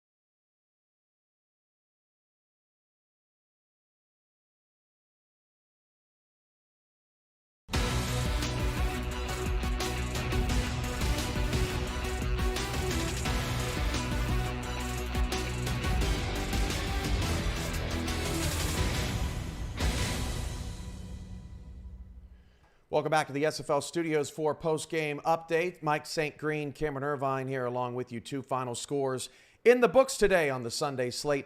London defeats DC 20-10, and Jacksonville defeats Houston 24-13. Lots of defense in the early window, Mike.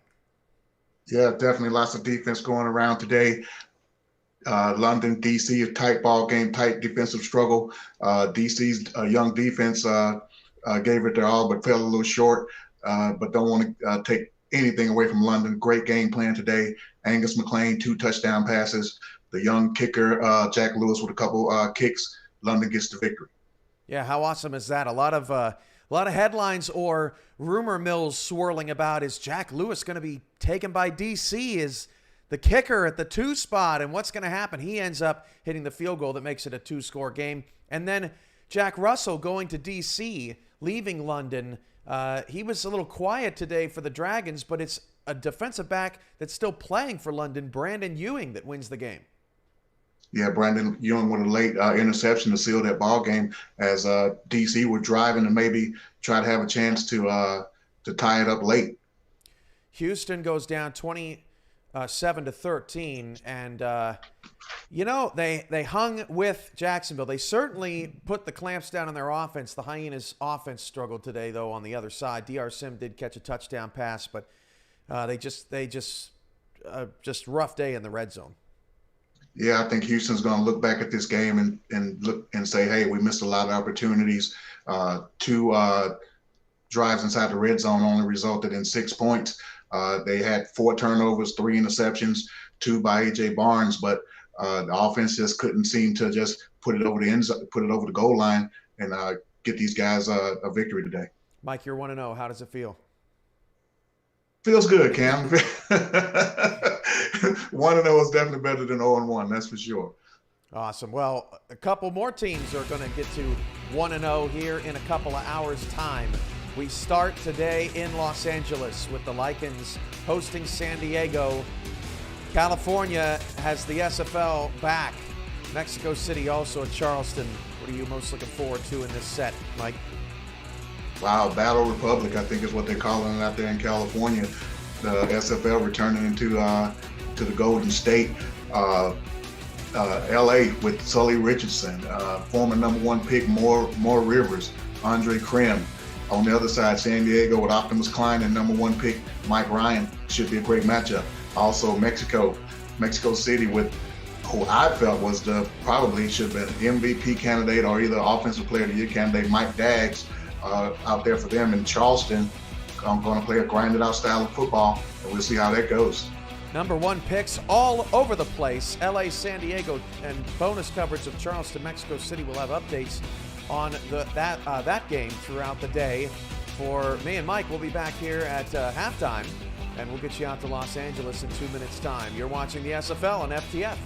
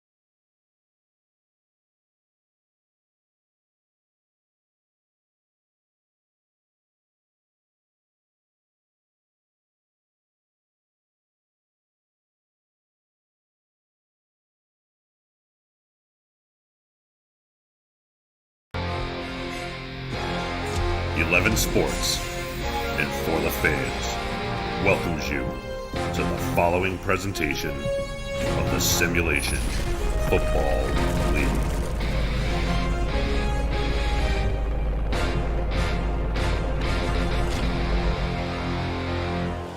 Ladies and gentlemen, welcome to Los Angeles. I am in.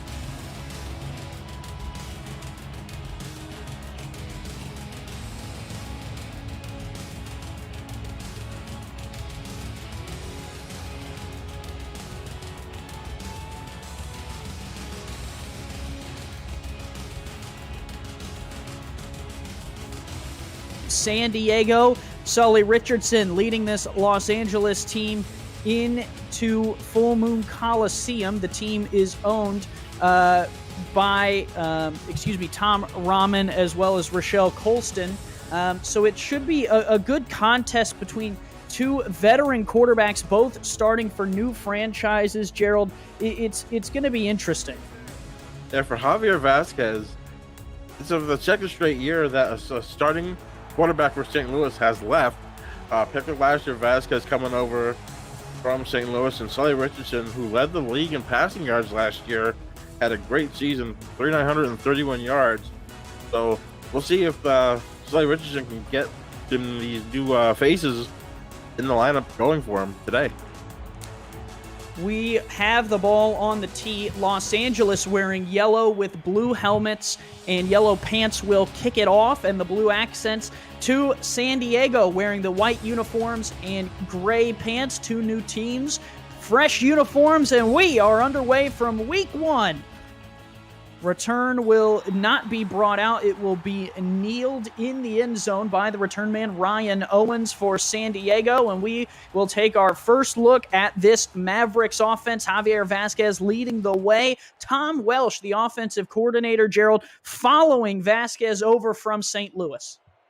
I think that's going to be a key here, to keep that offensive continuity together between the OC and the quarterback. Very helpful in this game. 1st and 10 for this brand new team. Vasquez firing on the first play of the game. It falls incomplete. He was trying to find Shea Carroll right away.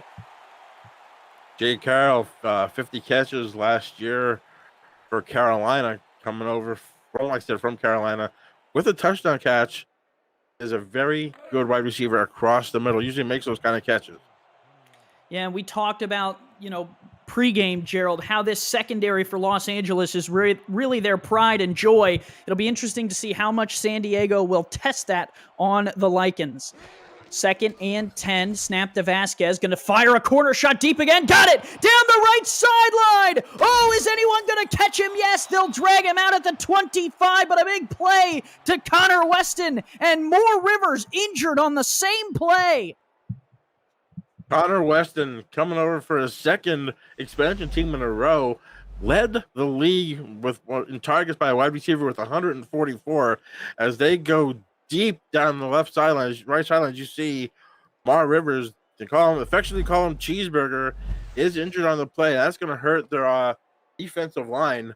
He is a standout for that defensive line for Los Angeles.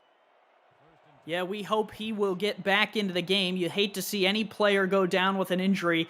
That play for San Diego flips the field, and now they start again at the Los Angeles 25. First give off this right side to the back, out of the backfield is good for 3 yards there, and it's the first carry for Jalen Wells at halfback. Played fullback for a few seasons in Sioux Falls. As you see, for 2 seasons, fullback, he had 1,177 yards. Looks to get a lot of the carries here going to have that 300 and some carries this year alone. See if he can hold up with under all the punishment he will be taking. They took a few early shots. They're going to take another one here over the top, and it's batted away, incomplete. Play made there for the Lycans. Will keep it at third down. Big play there by Mike Scott, the 27th overall pick from Ottawa, who had 2 interceptions and a pick 6 in the SFL minor league season 2. That was against Albuquerque, so almost getting his first pick in the SFL. Scott working with plenty of veterans. Here is the third down play. A quick slant, incomplete. Trying to hit the receiver, Ryan Owens, again. Could not find him, and it's 4th and 7. The drive stalls out, but because of that huge 55-yard completion, Gerald, they're able to attempt this field goal with kicker Nico Cappuccino. Nico Cappuccino was perfect last year for field goals, 16 for 16.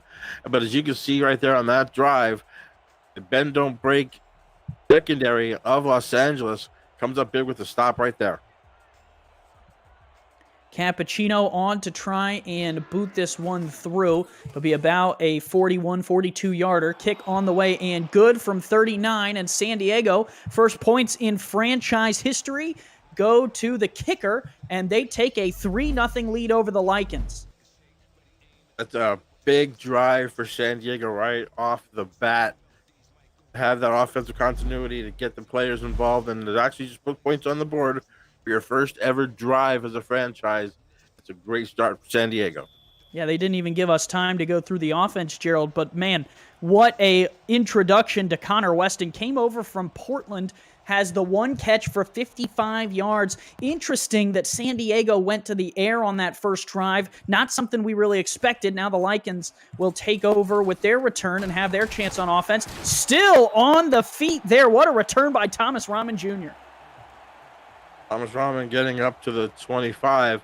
Like I said, it was kind of surprising that San Diego, knowing about this secondary with Scott and both the Rahmans, Colson, Say, and Joseph, came out throwing.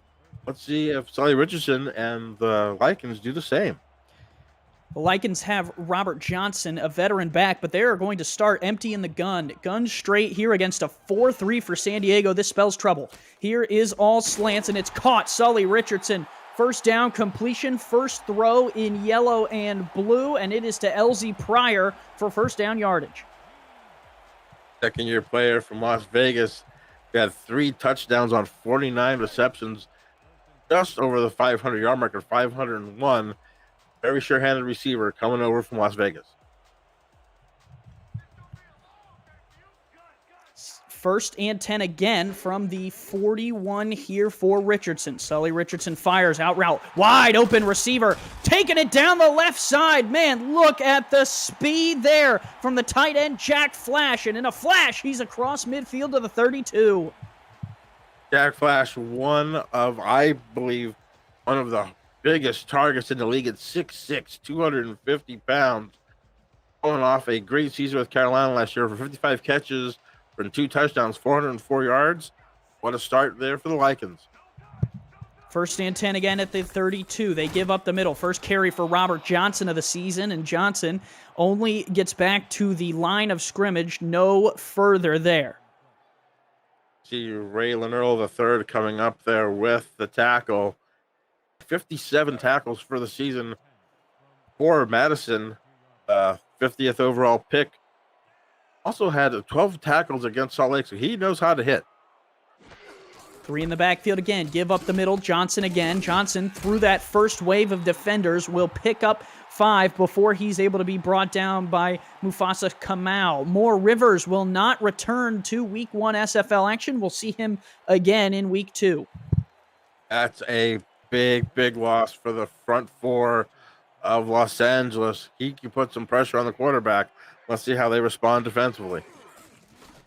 3rd and 5 on 3rd down. Richardson slings it. Still perfect today. Finds Davius Reed outside of the 19.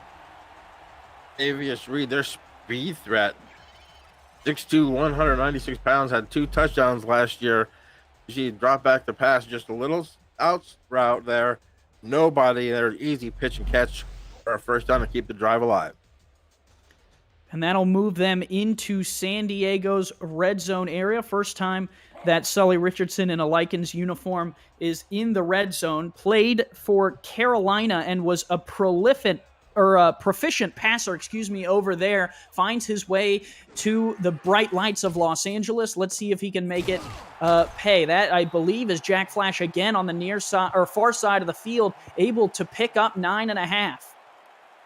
Like you said, Sully Richardson, very proficient, 74.7% completion percentage last year. In his career, he's close to knocking on the 71% door. Like you said, proficient is an understatement for Sully Richardson. Richardson to throw again. Out route there is caught, and that will move the chains. It'll be 1st and goal. And they're just having, as you see there, the note on Sully Richardson, 3,931 yards, led the league last year. Their secondary for San Diego is giving a little bit more room than I think they should for these receivers. This underneath out routes are just killing them right now on this first drive. Richardson led the league in passing. Jack Flash joins him from Carolina. Now 1st and goal from the 4-yard line. Snap back. Richardson looks to sling it near side. Caught. 1st down. Touchdown. Davius Reed finding the end zone. The first score in LA goes to Davius Reed, the captain, on the out route. As you see there, the secondary playing way, way off of Davius Reed. And Sully Richardson and this Los Angeles Lakers offense just picked apart this Mavericks secondary. There's going to be some changes that's going to have to be made, or this game can be a blowout early. Sully Richardson, a perfect 6 for 6 for 69 yards and a touchdown on the opening drive. He hit every one of his star receivers. Every one of them has at least a catch. Robert Johnson, 2 carries, and they put 7 on the board to open this game up. That's impressive.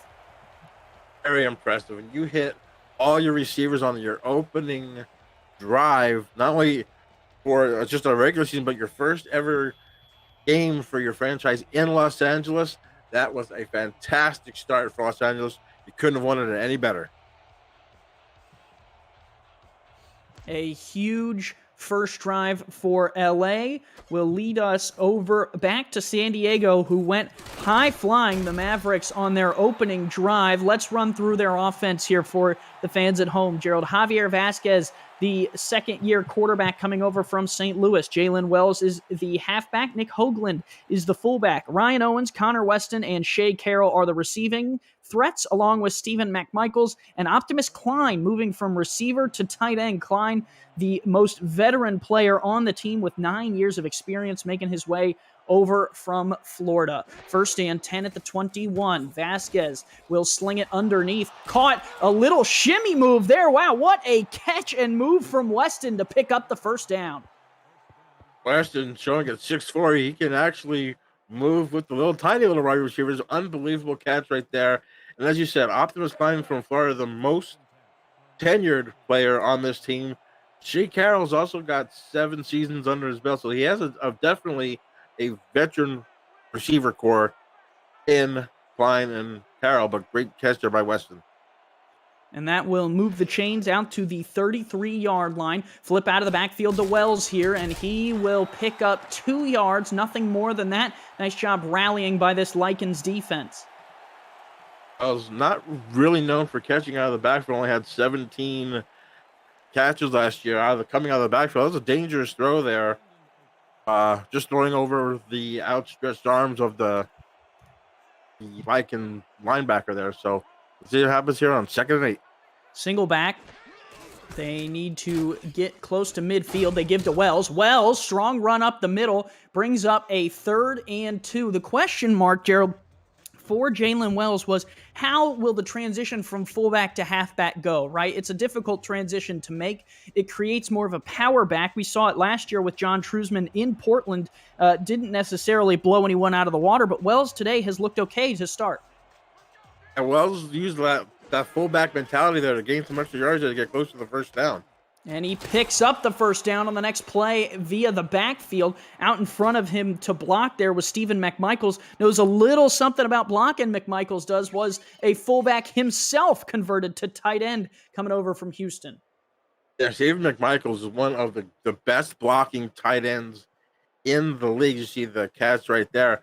The thing with Jalen Wells that I think is going to be wondering is how he's going to hold up with getting over 300 touches possibly for the season when he had 300 for his career. They'll flip it out to him again on this left side, and he will pick up a yard, and that's as good a time as ever to talk about the Lycans defense that rallied to the ball. Moore Rivers out for the game at defensive end if you're just tuning in. Andre Krim, Raymond Jones III, and Forrest Start make up that defensive line. Danny Stinson, Jack Hacksaw, and Buddy Blaze are the linebackers. Mike Scott, Thomasina Rahman, and Thomas Rahman Jr., the cornerbacks. Rochelle Colston, Peanut Say, and Ryan Yosef make up the defensive backs. A tough defensive backfield. Vasquez under pressure, unloads to Wells, the security blanket, and he'll pick up a yard. But nice job by Vasquez to get out of the pressure there. Yeah, nice step up in the pocket to at least avoid a sack and actually gain a yard on that swing pass to Wells on the check down. The Lycans are playing great defensively right now, forcing this third and long situation. Pivotal 3rd and 8 here. San Diego down by 4 early in the game, trying to move the chains. Here's the snap to Vasquez. Fires across the middle, tipped up and caught! Oh, Connor Weston! Highlight reel play to haul it in! How that ball fell into the hands of Connor Weston, I'll never know. I guess we'll find out here. Great read there by the linebacker, but it just falls right into the hands of one Connor Weston. Luckily for San Diego, this drive keeps on going. The Mavericks not quite done just yet. They're going to keep it moving, and the fans at home are amazed. Single back in the backfield here on 1st and 10 from the 34. Vasquez, pressure in his face, has to unload. Fires nearly through the first interception of the season, and it nearly would have been a pick six had it been caught. That's Buddy Blaze there, the outside linebacker, reading Vasquez's eyes perfectly, and it just slipped through his fingers. Like you said, that would have been 6 the other way for sure.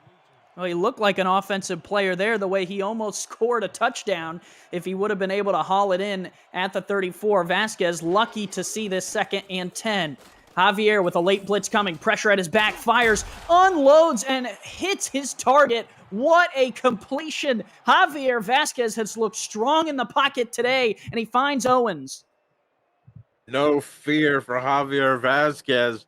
Just stood in the pocket, knew he was going to get hit, possibly from the blind side.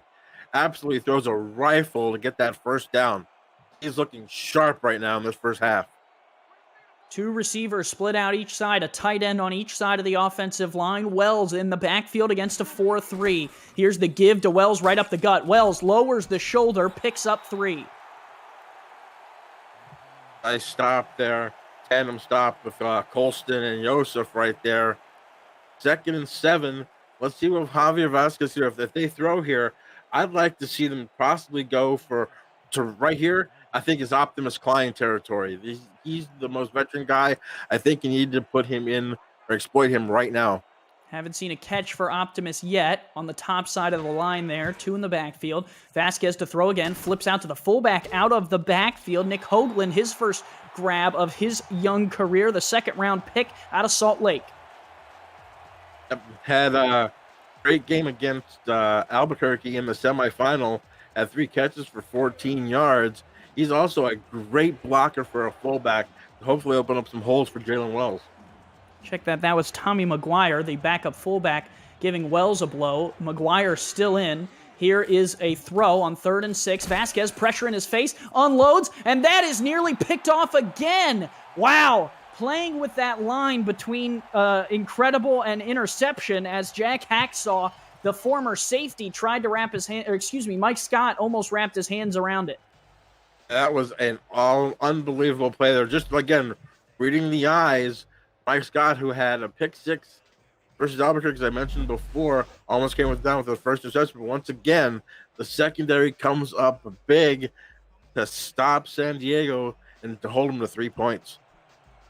Yeah, and it's interesting, Gerald, this Mavericks team, you could argue that they're not necessarily having the best offensive game, but two big plays here early in this game spring them into scoring range.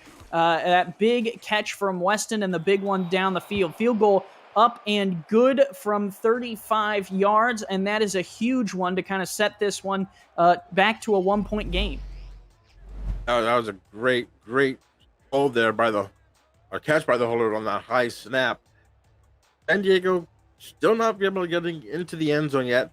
I'm not sure if that's just having all new players, with Los Angeles kind of having a little bit more continuity, especially on defense, with Raymond Jones and Blaze and Hacksaw and Yosef being from Chicago to LA. I think that might be just a little bit more of an advantage for Los Angeles this game. Well, Lycans will bring it out of the backfield. Spin move, still on the feet. Nice return, nice jerseys. Sector 6 is the official apparel provider of the Simulation Football League. You can visit sector6apparel.com or our website at simulationfl.net for replica team jerseys and customized jackets, flags, t-shirts, and more that will help you and each team stand out from their opponents. Get the gear the fans and players wear with Sector 6 and the SFL. Great quality merchandise there. Absolutely love Sector 6 and love both of these teams' uniforms today. The bright yellow is actually very nice.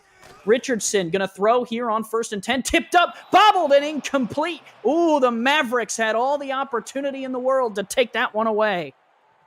Jacob Clear almost coming down with that interception as Devin King in his rookie season out of San Jose, 22nd overall pick, makes that initial deflection. Great defense there for the Mavericks. First incompletion for Sully Richardson this season.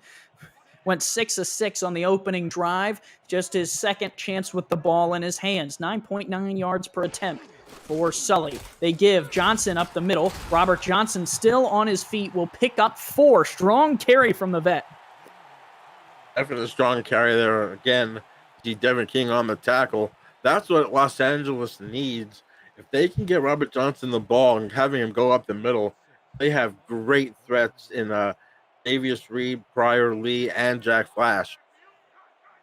Reed with the touchdown on the opening drive. Here is a 3rd and 6. Richardson fires across the middle. Tipped it incomplete. Nice defensive play there by Mike Ryan, the first overall pick.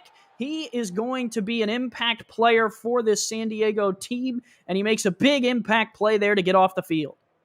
I agree. 76 tackles in the SFL minor league. He had 3 games of 10 tackles, plus had 15 against Annapolis. So he plans on being a big part of this Maverick secondary. They took him first overall out of Memphis in last season's SFL rookie draft. The draft is a great opportunity for any of you watching at home to get a player on the field that you see today. You can cheer on yourself in the Simulation Football League. Head over to our website, simulationfl.net, to join and become a part and make an impact yourself. San Diego back out here, only down by 1, and there's just this feeling, Gerald, that every time that San Diego has the ball, something amazing is going to happen. Well, we've had a tip drill catch. We had a big play down the sidelines. Let's see what they can do here on their 3rd possession.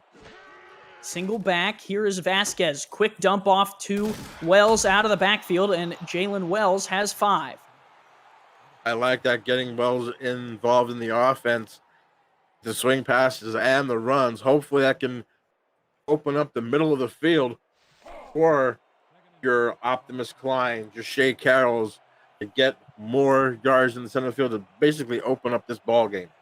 Vasquez, 10 of 15 for 111 yards already in this game here early in the first quarter. 2 in the backfield. They'll give Wells, and Wells wrapped up beautifully. Nice job by Los Angeles. Jack Hacksaw sets the edge and makes the play.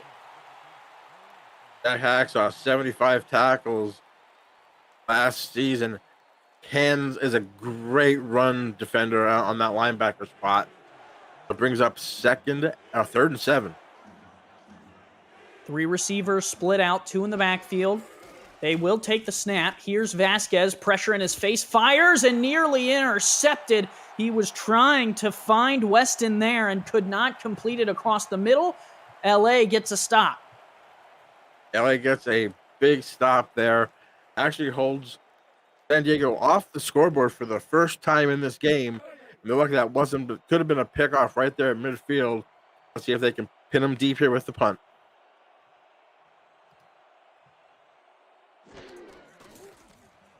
Snap back. This will be the last play of the first quarter. Kick is up and on the way. Return will go out to the right side, and that will take us to the end of the first quarter. You're watching the Simulation Football League on For the Fans.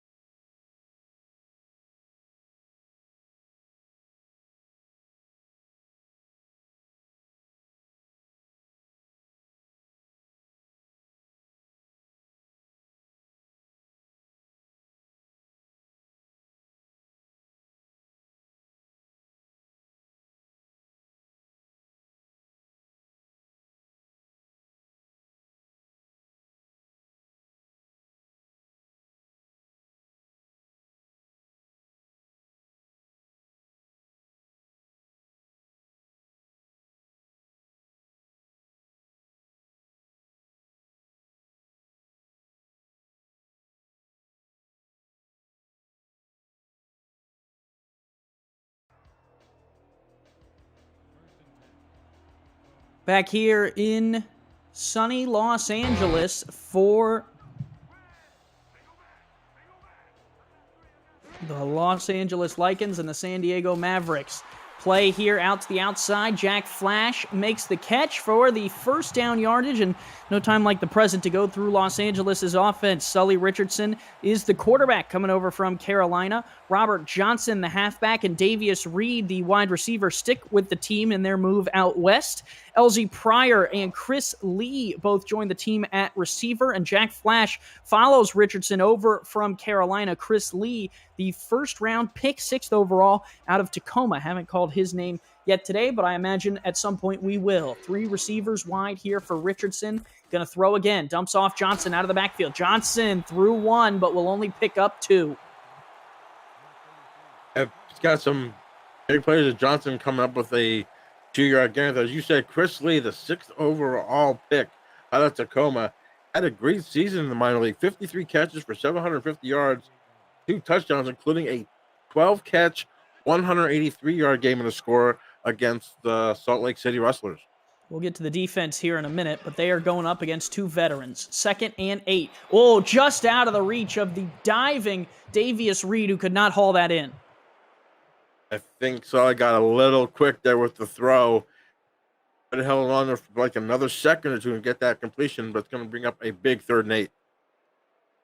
Huge 3rd and 8. 1 point the difference between these two teams here early in this contest, just into the second quarter.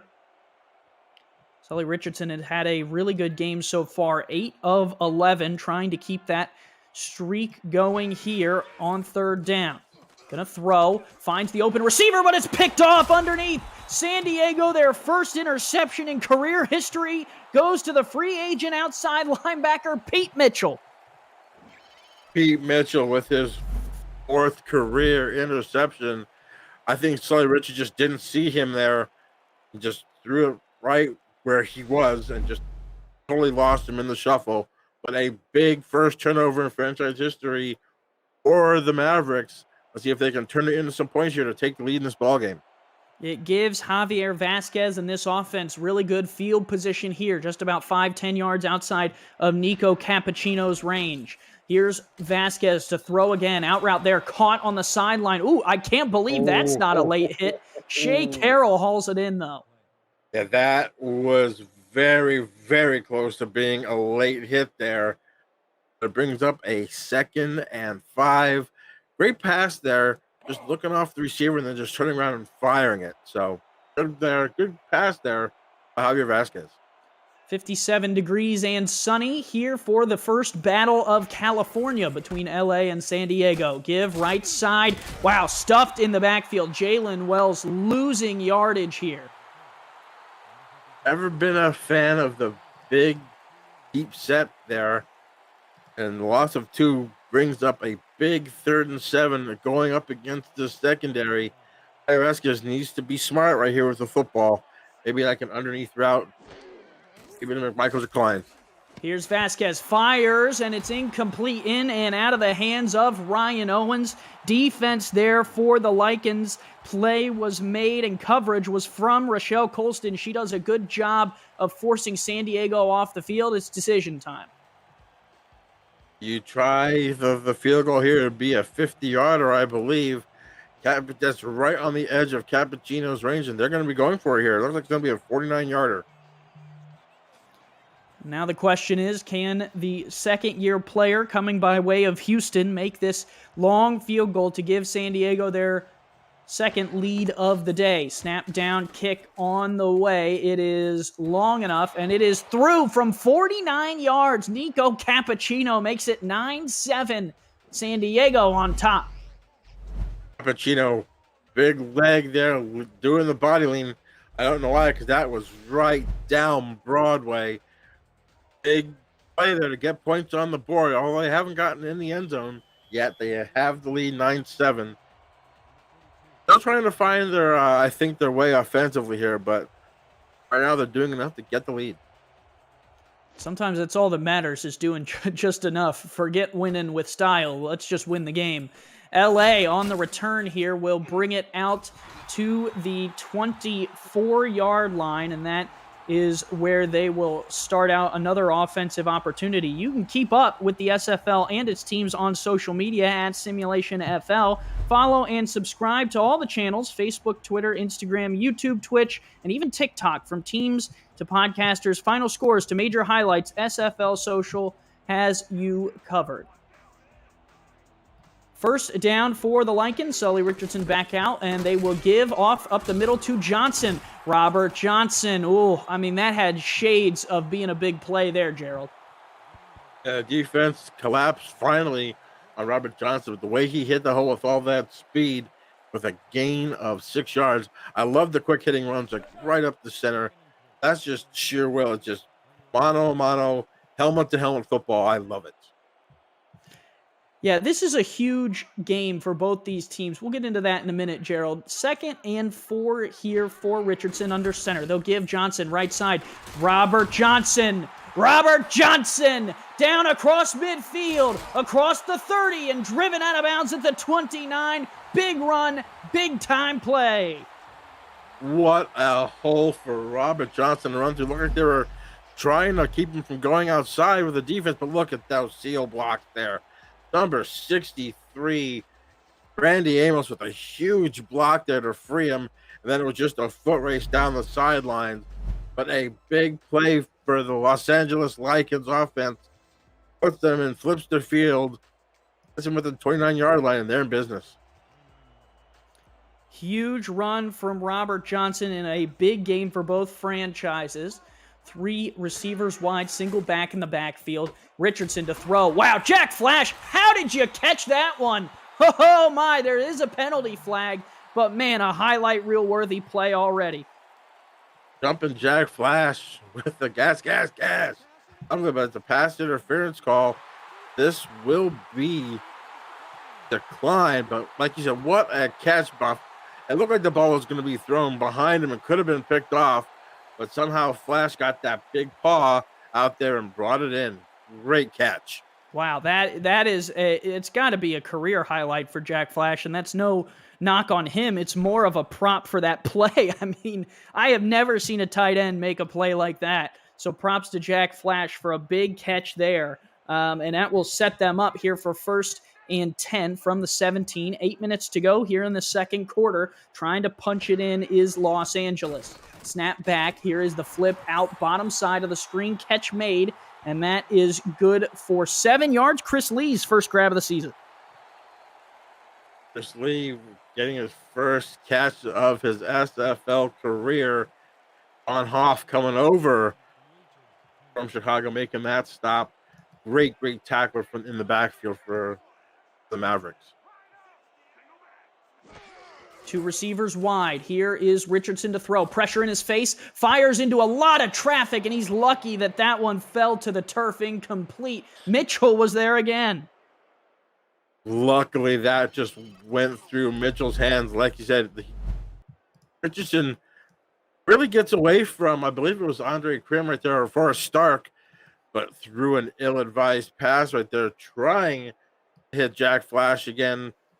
Don't keep trying those behind-the-back one-handed catches there. It's not going to work out for you in the long run.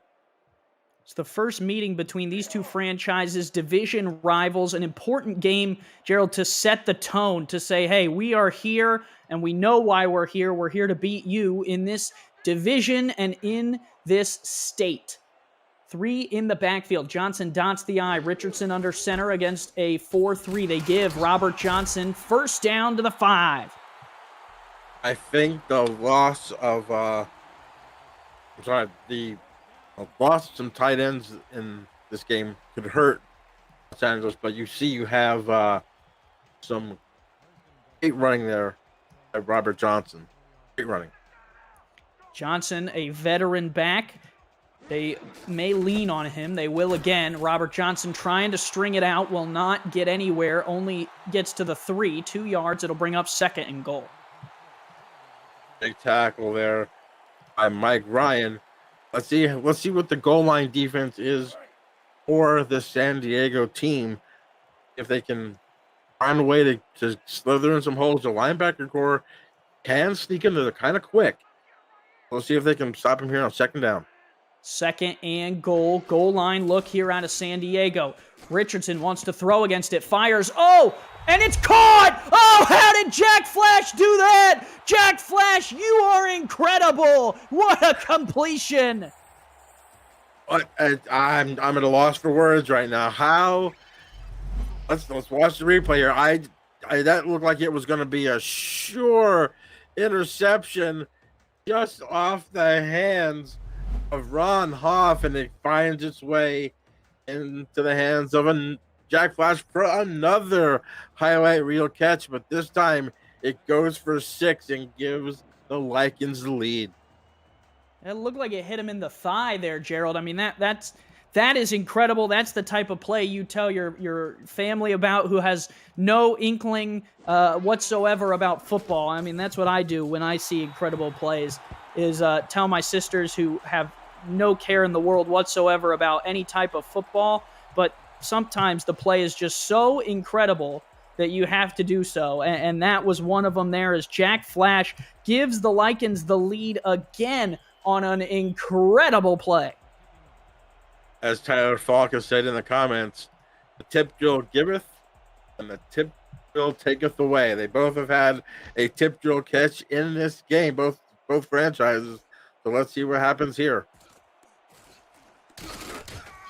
Return only out to the 20, 6:17 left to go. San Diego bringing the offensive unit back out onto the field. Vasquez doing pretty good today, 11 of 18, which is a little, I won't say different. He played well in St. Louis, but I think a fresh start is good for him, Gerald, don't you think? I definitely, and I think with the continuity with the offensive coordinator Walsh coming over with him helps out, but he's got to get familiar with another receiving core. Might take a little bit of time.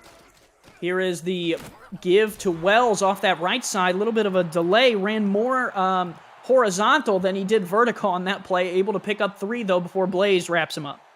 That was a great sleight of hand there, Javier Vasquez. I thought he still had the football. But as you said, Jalen Rose running more east-west than north-south. Still gained 3, but he could have turned that up a little bit sooner, I believe. 2nd and 7 is what it'll set him up for. 2 in the backfield. Wells along with the fullback. They will stand. They'll flip out to Wells on a little bit of a screen with blockers in front. Wells, first down, hit hard, but able to move the chains at the 31. What a throw by Vasquez. Had someone breathing down his neck. Look at that great outswing. Look at the blocking out from him. He could have turned it up on the sideline a little bit quicker, not turning it inside. But either way, it's a first down for the Mavericks, and they're moving the football. 14-9 the score. Vasquez is going to go under center with a single back, and he will throw underneath. That catch is going to be made by Ryan Owens, and that will set them up for 2nd and 5.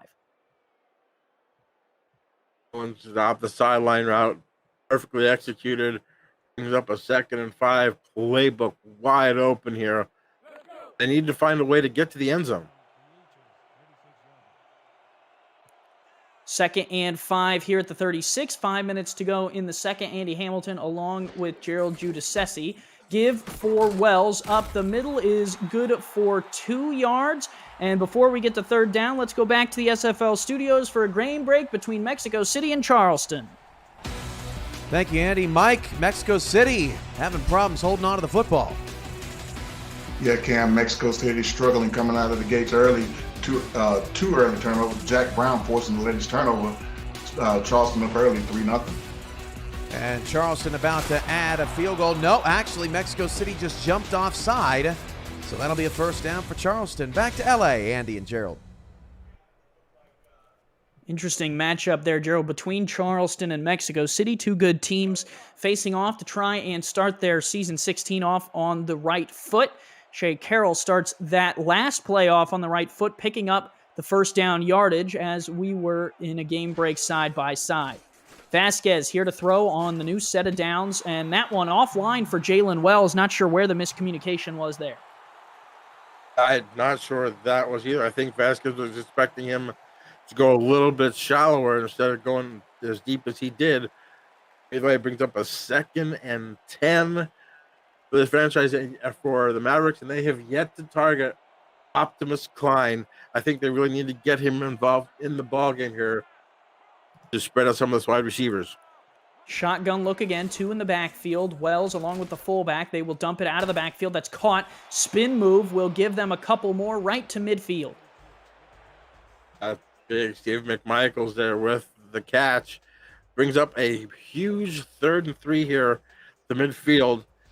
You can see the swing pass to Wells again. You can see maybe Connor Weston on like a little bit of a drag play. See what happens here on 3rd and 3. Big play. 2 receivers split out from midfield. It's Owens and Weston on the top. Here is Vasquez to throw. Vasquez across the middle. One-handed grab. First down to the 42. Catch made by Shea Carroll. Shea Carroll going across the middle. 6'1", 210. I think he's a little bit small to go across the middle, but he is a great receiver across the middle. Not afraid of getting hit, as you saw there. Big hands for a first down.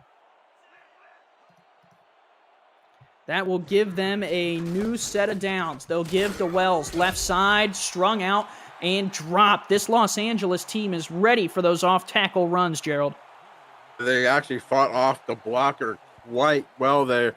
You see Raymond Jones III there doing some smack talk to the Maverick offensive line. They absolutely strung that play out and fought off the blockers and tackled them for a loss. Great play there by the Lycans defensive line. 2nd and 11 for Vasquez. He'll look to throw again, checking down out of the backfield. That's going the wrong way. The catch was made by Optimus Klein, his first of the day, and it goes for -3 yards. That was lucky that wasn't picked off. I believe that was Rochelle Colson, who was just a half a second late getting there, or that would have been another pick 6 opportunity for the Lycans defense, but that leaves out a huge 3rd and 13 situation here for the Mavericks. Vasquez only averaging 5.9 yards per attempt. He's going to throw again here, and that is another short completion. It'll bring up 4th and 9. Weston makes the grab, only out to the 41. As only gains 4 yards on that play, not even remotely close to getting the first down. And San Diego is going to be punting the football for the 2nd time in this football game. We'll try to pin him deep here. Maybe they'll get him to the 2-minute warning. Punter is on here. 2:06 to go in the second. LA kind of came after it, but they did not get the play. It's going to bounce at the 10 and out of bounds at the 4. What a punt there from San Diego to pin Los Angeles. We'll take a short break. It's the SFL, and we'll be right back.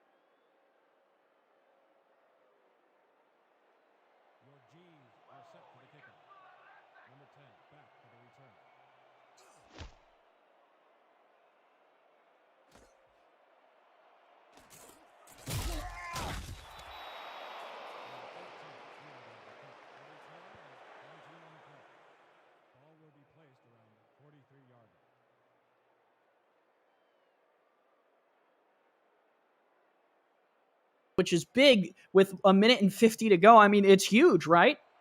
It's definitely huge. You have a $1.50 to go. You have your full complement of timeouts. You can use the whole playbook here to try to drive down and get some points on the board, either to tie this game or go ahead.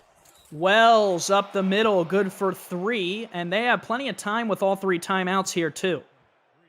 Oh, definitely, and I think you're going to see Aaron Wells here touching the ball a lot here on this drive. And what they could do here in their first 2-minute drill of the season. Let's see if the Mavericks here can gel offensively and try to find some way to get in the end zone. Shotgun look here for Vasquez. Going to throw underneath. Wide open receiver has 6.5, and that they'll go into the hurry up. I believe that was Optimus Klein going across the middle there to finally get him in some space, bringing up a 3rd and inches. Great play right there. Let's see if they can get the first down. 3rd and inches, throw outside, caught, and that is good for first down yardage. Coming up on the SFL halftime report, Cameron Irvine and Mike St. Green analyze the first half, provide updates on Charleston and Mexico City's matchup, and take a look at the current map of SFL teams and league growth over the last 2 years. You don't want to miss it. It's all coming up on the SFL halftime report. It's just about a minute of game action away, and they are awesome halftime shows. 3 wide here on 1st and 10. Vasquez in the gun with Wells to his left. Vasquez going to throw across the middle. Caught. Wide open receiver on the slant. They should be calling a timeout right here. Maybe save a little bit of time. That was a great catch across the middle by Ryan Owens. They are going to throw again. 1st and 10. Caught outside. Spins towards the first down. Got the first down and a timeout. San Diego working the clock in the field really well right now. McMichael's there again with like just a small underneath route, able to get some positive yards after the catch.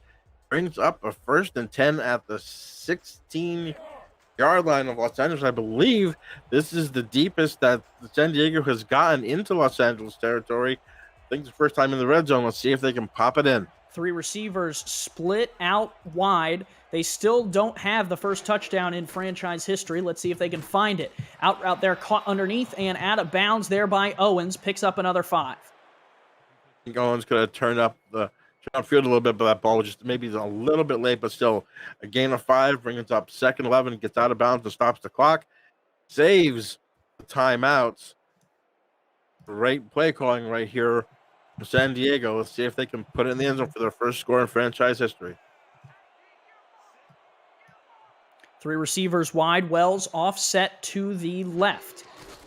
Vasquez going to throw it. Pressured, sacked. Dropped at the 17. Los Angeles gets in there to make a big play and force 3rd and long. Coming up was Forrest Stark. Forrest Stark with a big-time sack. Unfortunately for Vasquez, he actually rolled into the sack there, bringing up a 3rd and 12. I'd rather see him take the sack there than possibly throw it into double or triple coverage to keep football. Be smart here. You're in field goal range. You could have a tie ball game here. Just be smart with the football. Here is Vasquez. Pressure coming. Unloads underneath. Caught, but not enough for anywhere near the first down, and it'll force them into another field goal attempt, although, Gerald, this one to tie. Yeah, Cappuccino coming out here with 15 seconds left. They're going to call a timeout. They're just going to let the clock run down. So what a start here. Both ball clubs here. See if they can tie the game up right here. And they will use a timeout. I think that was Cappuccino icing himself. Does that count, Gerald? Yeah, you got to have an iced cappuccino every once in a while, can't you? Ah, there you go. Yeah, you see that?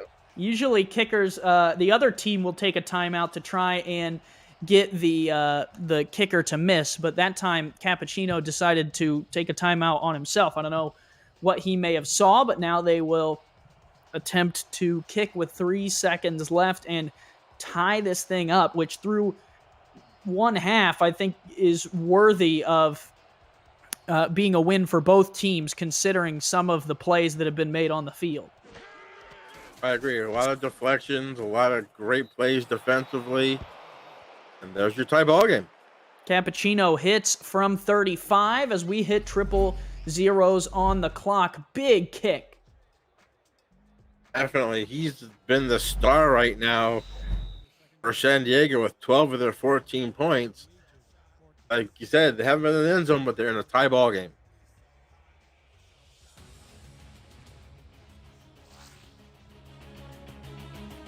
And that will end the first half of action. 14 all between these two teams. What a game it was. Gerald, kind of break down what you saw.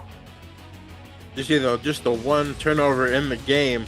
San Diego has dominated the time of possession almost 2-1. But you see the yards are almost identical, just like a 40-yard difference between them. I think the inability for San Diego to get in the end zone is going to hurt them in the long run. They've had 4 field goals and a safety to get to their 14 points.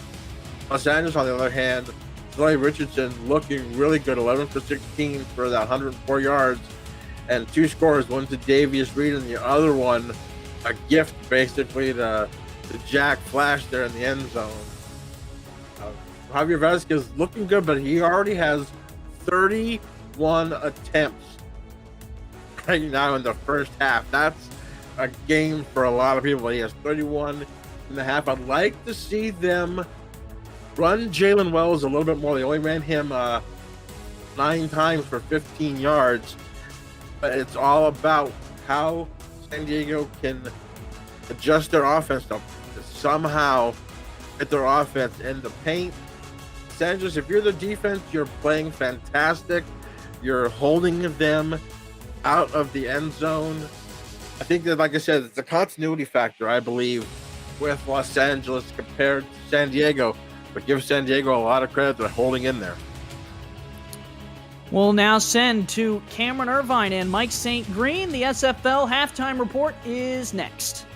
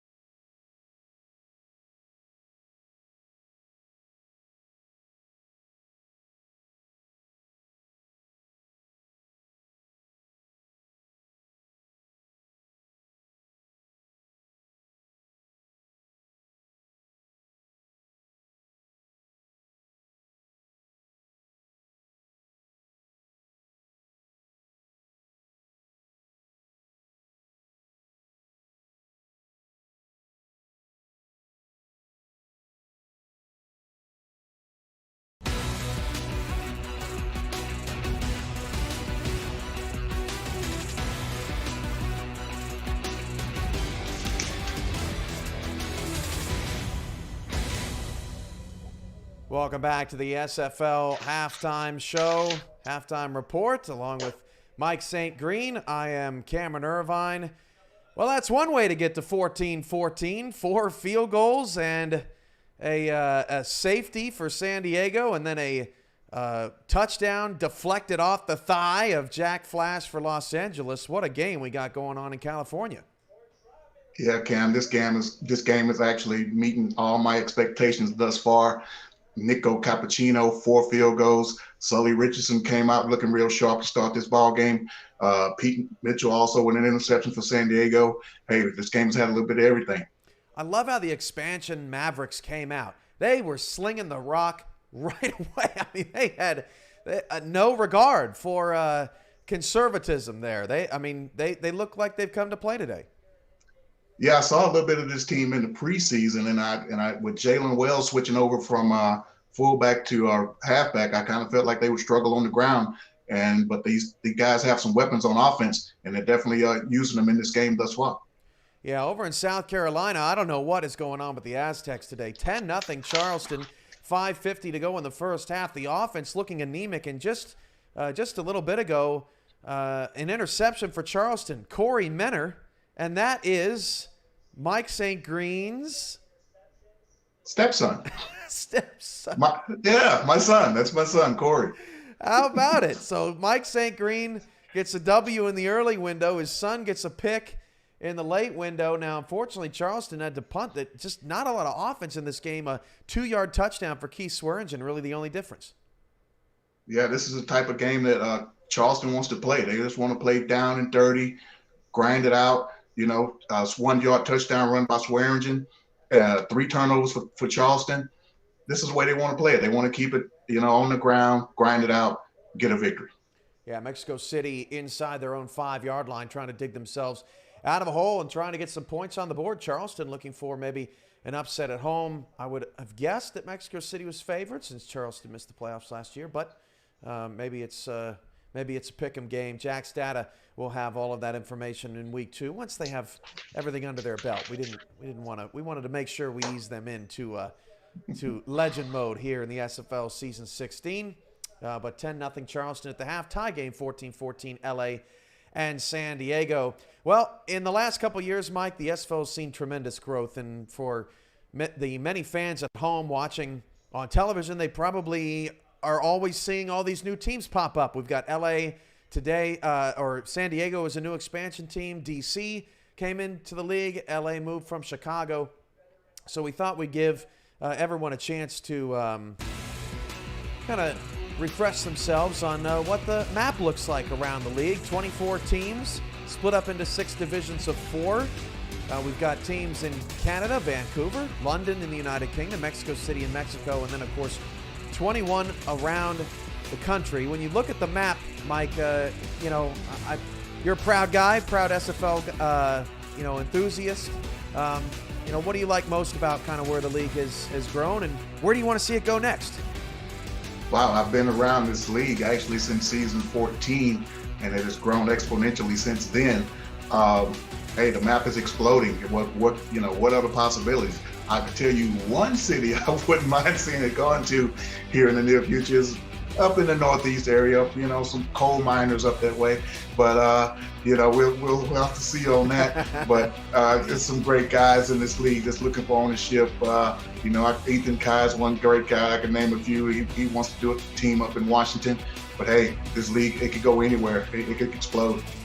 Lots of expansion candidates over the last few years. Mexico City, Los Angeles, 2 of the 3 biggest markets in the league in action right now. San Diego's up there as well. And yeah, a lot of hints about Boston or Pittsburgh, West Virginia. A lot of stuff going on in the north. Washington's been mentioned as well. So a lot more to come out of the SFL. But for now, these 24 teams battling for the ultimate prize, the season 16 championship. But I mean, look at in 2018, just in 2018 alone, 6 different teams joined the league. 4 more joined last season. San Diego and DC playing in their inaugural campaigns here in 2021. Yeah, sky's the limit for the SFL. Like I said, it can go so many different places in so many different ways. I'm excited for the growth. The second half is coming up. Los Angeles 14 and San Diego 14. We'll have that game in full and updates from Charleston and Mexico City as the Predators are breaking through for a score. They're up 16-0. We'll be back to LA in a moment.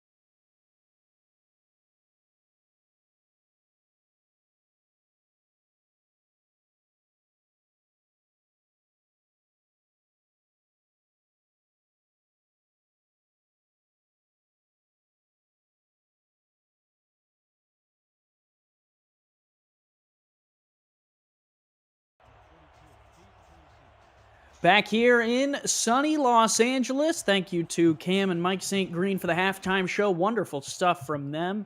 And it sets us up here for a 14-all ball game. Close, and only one of these two teams can walk away 1-0. Nice return out across the 25 for Rahman Jr., and that will set Los Angeles up with the ball again at their own 28. Let's see how they come out here. Robert Johnson has had a spectacular day on the ground, averaging 9 yards a carry, 63 yards on 7 attempts. I think you're going to see a lot more of him in the football to hopefully open up the passing game. They can get a little bit more vertical with their passing game. Yeah, I would absolutely argue that they could stand to do more of that. First throw from Richardson, a dart across the middle, good to the 46. Catch made by Davius Reed. There's usually 3 catches for 29 yards, and that's the first touchdown of the season from him. What a window right there for Sully Richardson to throw the football. That was a great look there. Great camera work there. Our production crew. See the hole that he threw that football in. He's up 1st and 10. Richardson, 12 of 17 today, 121 yards. Only the 1 pick. He's going to throw again here. 1st and 10, takes another deep shot down the field. Completion down to the 20. That catch made by LZ Pryor. Big catch there, and as I said, going vertical is what they needed to do in the passing game.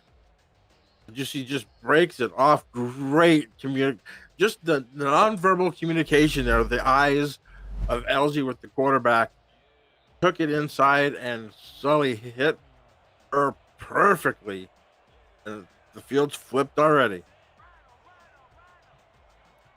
1st and 10 again. They will give now to Robert Johnson. His first carry of the second half. Breaks it open. Stiff arm! Johnson to the goal line! Oh, give it to him! Touchdown, Robert Johnson! Electrifying run for the Lycans! He was not to be denied. A stiff arm and then running through tacklers. As you see right here coming on the swing here.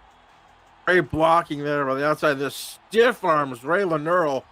Welcome to the SFL. And then just puts his head down and gets into the end zone. Great run. And what a statement right off the bat for the Lycans to regain the lead. Man, oh man, Robert Johnson, welcome back to the SFL, man. What a strong power run. Marshawn Lynch-esque beast mode into the end zone for the Lycans. They retake the lead now, 21-14. Didn't take long for that to happen, Gerald, huh? Not at all. What, a minute, 13 seconds? 2 great pass plays, and then all the way down the field. Then we have just Robert Johnson with Justin. One of the better runs you'll see in the SFL. Just powering his way to the end zone, making it a 21-14 ball game. Wow, an incredible run and an incredible score for the Lycans. They're back out in front. San Diego on the return, still on his feet. Ooh, Ryan Owens was giving us a little bit of a show there, Gerald. I was surprised he took it up, but he's trying to make something happen here for San Diego. Now the pressure is squarely on the shoulders of Javier Vasquez and this offense. They've got to find a way to get the ball in the end zone. Los Angeles has shown the propensity for doing it. Now they have to. San Diego took some deep shots to open up the game. Let's see if they have any in their back pockets. No, out route there, caught, and that is good for 5 yards. A good catch there by Shea Carroll, and that's the 32nd attempt for Javier Vasquez. I still think, even though you're down 7, you need to find a way to get Jalen Wells so you can actually get the ball deep, because after they're going deep early, they haven't had success going deep because they're all putting 6 or 7 in the box. Heavy formation against a 4-3. Give up the middle. Wells falls forwards for 5. And there is a look at our running back comparison today. Johnson has a couple big runs, including that touchdown we just saw. If you look at that, Johnson has 8 carries for 83. Jalen Wells has, I believe, 9 carries for 15. So you can see the difference right there in the rushing game, and it's hurting them in the passing game. Little tight end swing there, good for the first down. I believe that's Klein there who made the catch up to the 42. Nice play there. Just used Jalen as a little bit of a decoy there, and just a nice little pitch and catch to Klein out there to get the first down. Keep the chains moving. I'd like to see him get involved in the offense a little more downfield than these swing passes, because he is definitely a threat. I agree. I thought that was a really good short yardage play there. Handoff left side. Wells strung out and dropped. Likens read that one beautifully. Loss of 2. That was Devin King out there. They're stringing. They try to run inside and try to break it outside. The linebacker core for Los Angeles is so quick, they can actually start to string them outside and then dart in between the tackles to get the tackles for loss. That's been happening quite a bit today. Give again, nothing doing. Another loss of a yard, and now they're going to face 3rd and long. Big tackle there by number 91, I believe. That was the defensive end, Cecil Harris, coming in. See what happens here on... Oh, I'm sorry, that was Raymond Jones making the tackle. I'm sorry. Let's see what happens here on 3rd and 13, and he's under center. From the 39, Vasquez, short drop, out route, caught, and way short of the sticks. Owens, out of bounds, brings up 4th down. San Diego, I think, is being a little too conservative right now with their game calling here. You can't have 4th and 13 and just... Oh, they say it was out of bounds on that play. So it brings up a 4th down and a punting situation again. Yeah, I completely agree with you, Gerald. I think if you're going to run the ball on the first 2 plays, you got to be willing to go down the field on the 3rd and long. But lots of time left in this game. Now you just need your defense to come up and make a stand. So Los Angeles comes back out with the ball after a huge throw down the field and a big run from Johnson put them in the lead on the last drive. They struck quickly coming out of the gate. Let's see if they can harness that energy and do it again on the second drive of the second half. You see the big Robert Johnson right there, who was the star of the last drive. Let's see what they can do here on 1st and 10. Shotgun look here. 3 wide receivers wide. They will throw. They're going to dump it out in the backfield to Johnson, and he'll go down after losing a yard. Not necessarily a receiving threat, only his first catch of the day. I'm not as much as I like Robert Johnson, I'd rather see him be more of a north-south type of receiver. Maybe not go wide, break it up the field for 3 yards, get him in stride. Maybe with his momentum, he can gain a couple more yards. I 100% agree with you again. Bunch look. Here is Richardson. Throws the out route to the other side. Caught, and that will pick up just a yard. Davius Reed there with the catch. It's a little high. And congratulations, Mr. Davius Reed, on reaching 3,000 yards receiving for your career. Just your 80th all time. Congratulations. Many more in the future. Milestone for Mr. Reed. And Los Angeles will look to improve upon that throughout the season. 3rd and 9. Richardson fires down the middle. Tipped up and incomplete. There's the stop that San Diego needed. Defensive play, a deflection. Number 1 overall pick, Mike Ryan there with the deflection. They were going deep. Just a great, absolutely perfect coverage there on LZ Pryor. Bring up the 4th down. And that's exactly what San Diego needed. Needed to get the ball back in the hands of their offense. Now, if you remember at halftime, you saw the difference in the time of possession in favor of San Diego. They need to use that to wear down this Los Angeles Likens defense. Likens will punt it away. San Diego set back to return. Owens will spin and get popped. Cool. Wow, we felt that up here. Aye. Yeah, quite the pop there coming from Los Angeles. These teams have not been around long enough to have such vicious hopes for one another as some of the other SFL rivalries, but I would imagine over the course of this season, being in the same division, that they are going to grow to dislike one another to a certain extent, and that will be when the hits start coming. Handoff up the middle. Wells gets a yard, nothing more. You see Raymond Jones and Buddy Blaze there are combined on the stop, but their running game is absolutely non-existent right now with Jalen Wells. 12 carries for 16 yards. They got to find a way to move the football down the field. 3 receivers wide. Vasquez, deep shot there, caught. Complete to Weston across the middle to the 37, and there is a little bit of the down the field play we saw from San Diego early. That's what they need to do. Connor Weston has been a not only down the side, but right down the middle. Great route there, going to the middle of the field, keeping his eyes on the football. That was a picture perfect pass there by Javier Vasquez. And they're inside the 40-yard line of Los Angeles.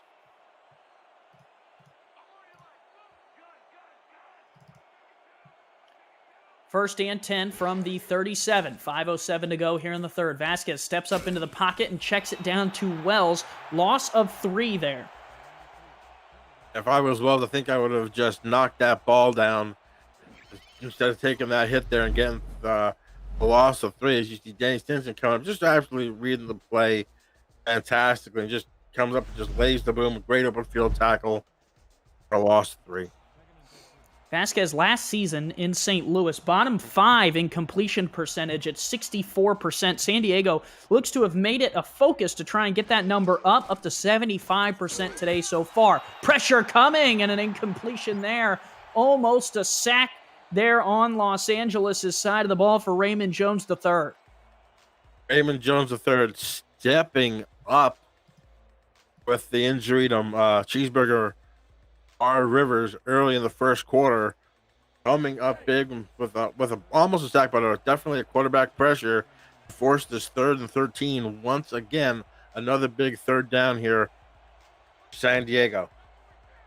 From the 40, 3 receivers wide for Vasquez on 3rd and 13. Check down underneath is complete. Only to the 35, though. That's not even in field goal range, Gerald. And again, an out route kills their drive. They have to get the ball further downfield. They are now 6 of 14 on 3rd down. They've had 14 third downs this game. You have to start converting on more than 6 if you have that. But okay, the last time they were in this area, they pinned them deep and got a safety and turned the momentum. Let's see what happens here. Punt is away, angled towards the far sideline, and it will go out at the 13-yard line. You're watching the Simulation Football League on For the Fans.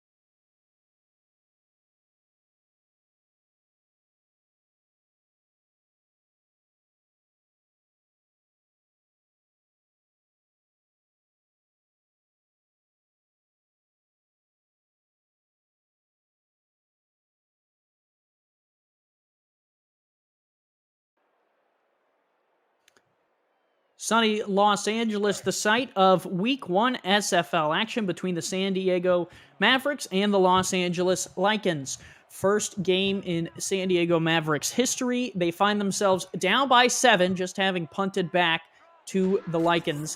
Lycans will start at their own 13. Robert Johnson stringing out left side. Johnson will pick up 7. Johnson has just been running like a man possessed. That's going to get him, I believe, to close to 90 yards on the day. Just unbelievable power running here by Los Angeles, trying to break the will of the Maverick defense. Johnson averaging 10 yards per carry. Pressure coming, flipped up and incomplete. Richardson had to unload. Bearing down on him in the backfield was Joe Duncan. The third-season player out of London comes up with a big hit right there to force a 3rd and 3. At least he didn't take the sack, got the ball, barely got the ball away, but it brings up a 3rd and 3. Their whole playbook's open here for the offense. Let's see what they do. 2 receivers, top of the screen. Shotgun look here against a 4-3. Snap back. Here is Richardson. Pressure in his face, and he evades it, but won't evade for long. Finally brought down for San Diego. Play made there by Mufasa Kamau. He missed out on the safety earlier, makes up for it with a sack now. Mufasa Kamau comes up with a big sack right there after Duncan almost got there. Brings up a huge 4th down and a big stop for San Diego. 4th and 12. They will have to punt it out of their own end zone. Snap from the 11 here with just about 3 minutes to go in the third. Still plenty of time. Kick is away. Owens stands back to field it, and he'll call for the fair catch. And we've got an update from Mexico City and Charleston. What do you have for us, Cam? Thanks, Andy. Mike, Kenneth Simon's going long. Yeah, Cam, someone needs to tell Mexico City this game started about an hour ago. TD Drew drops back. Buchanan Simons gets past the defense. 60-yard touchdown. Charleston's up big. Man, 24-3. Back to California, Andy and Gerald. Back to the Sunshine State. Another tip ball and catch. Gerald, these Mavericks like to pass it twice on each play. It seems like, and last time they gained yards, this time they got nothing. I think the wide receivers got crossed up and he threw them toward 2 receivers. Somehow the ball finds the way in the hands of the receiver, but it brings up a 2nd and 10. Yeah, didn't get any yards, but still an incredible completion. Give Wells up the middle, and he'll get another yard. It'll bring up 3rd and 9. And it just almost feels like they got a score on this drive. Definitely. They have to at least get some points on the board. They really needed to watch that game break as well, along with us, to see what to do here to get that ball down the field, because these 3-4 yard passes are just absolutely killing their momentum. 3rd and 9. Got to take a shot. Vasquez fires across the middle. Complete 1st down yardage. Wow, what a play. Hey, Carroll across the middle. Big time catch there. Big time throw. That's what they need to do. They need to get these 10 to 15 yards. A great little out route there. Go in between the linebackers and the safety. Great play call there. They need to do that more often, I believe. Possibly get this ball in the end zone to tie this ball game. Yeah, they needed that one. Down to the 31, puts them closer to field goal range, but they find themselves down by 7. Wells stood up and dropped again right at the line of scrimmage. That play is not working for him. They keep going to the well, and the well is dry. 1.2 yards a carry right now for Jalen Wells. Not finding a lot of success. And I think that is really hurting their passing game right now. You got to rely on the arm of Javier Vasquez to open up this offense. And that was the question mark for us, Gerald, was could he contribute at running back? Since it's so different, as down goes Vasquez, which brings up a huge 3rd down. Big play for the big boy there, Andre Krim. Andre Krim gets his first sack of the season. and it brings up another 3rd and long once again for San Diego. It seems like they've been ever since the first quarter have been in these 3rd and 10s, 13s, and 14s. See if they can convert here. 3rd and 14. Vasquez, pressure coming, just unloaded, but was hit, and it's incomplete, and that takes him out of field goal range. Krim makes a huge impact for the Lycans, affecting the scoreboard. Definitely a big time play there.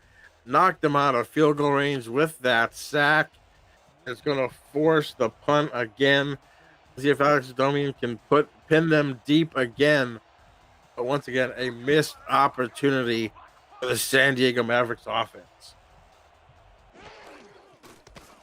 Punter will have a little bit of a low snap, but he gets it away, angled towards the sideline again. This one will bounce and go out of bounds at the 6. Their punter has been incredible today. Really good stuff from Alex Domian. When your players of the game right now are your kickers, you know you're having a tough game here. You have Cappuccino, who's 4 for 4, and Domian just with another pin deep inside the 10-yard line. See if the Mavericks defense can hold them to another punt. Snap back here for Richardson to start this drive. Finds Flash. Jack Flash has had a really good game. And I like the quick pass. They kind of, when they were pinned deep before, they tried to go deep with a long ball, and it resulted in a safety. This time he was like a 3-step drop and a quick out pattern to get him outside the 10-yard line. Very smart play call by the Lycans offensive coordinator. Bunch formation, bottom of the screen on 2nd and 2. 21-14, and Richardson, flash again. That was the exact same play there, Gerald. Hey, if it ain't broke, don't fix it. As right now, as we stand, San Diego has had the ball on 30 more snaps than Los Angeles. Los Angeles has the lead, and the yardage, and everything is going their way. Gun straight look here against goal line. This could be trouble. Here is Richardson. Floats backside. Davius Reed. Reed off to the races. One to beat for Davius Reed. Are they going to catch him? Yes, they'll bring him down at the 19. But Davius Reed and Sully Richardson flip the field for the Lycans. Mike Ryan with the touchdown saving tackle, but you nailed it right on the head that it might spell trouble, and it did. As he got behind Clear, and he got behind Mitchell, and then it was a foot race. Mike Ryan able to track him down. But once again, a humongous play to flip the field. It seems like Los Angeles has been doing that all game, and this time it might be detrimental to San Diego. That will take us to the end of the 3rd. Lycans on top, 21-14 and driving. We start the 4th. Get your 4s up in the chat.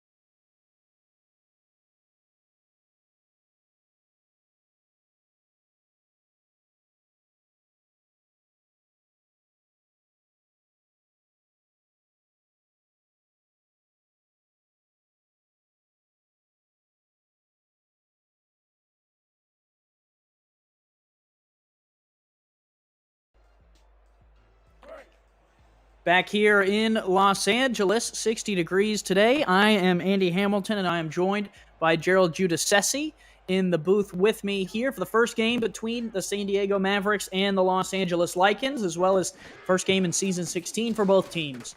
Lycans throw a pick on the first play in the fourth quarter. It's intercepted, and Sully Richardson makes a grave mistake as it's taken away by Ron Hoff. Ron Hoff is just a ball hawk in the secondary. I mean, great tackle there by Davius Reeder. That could have been the touchdown tying touchdown, I should say. Now, this is where San Diego needs to start throwing the football down the field.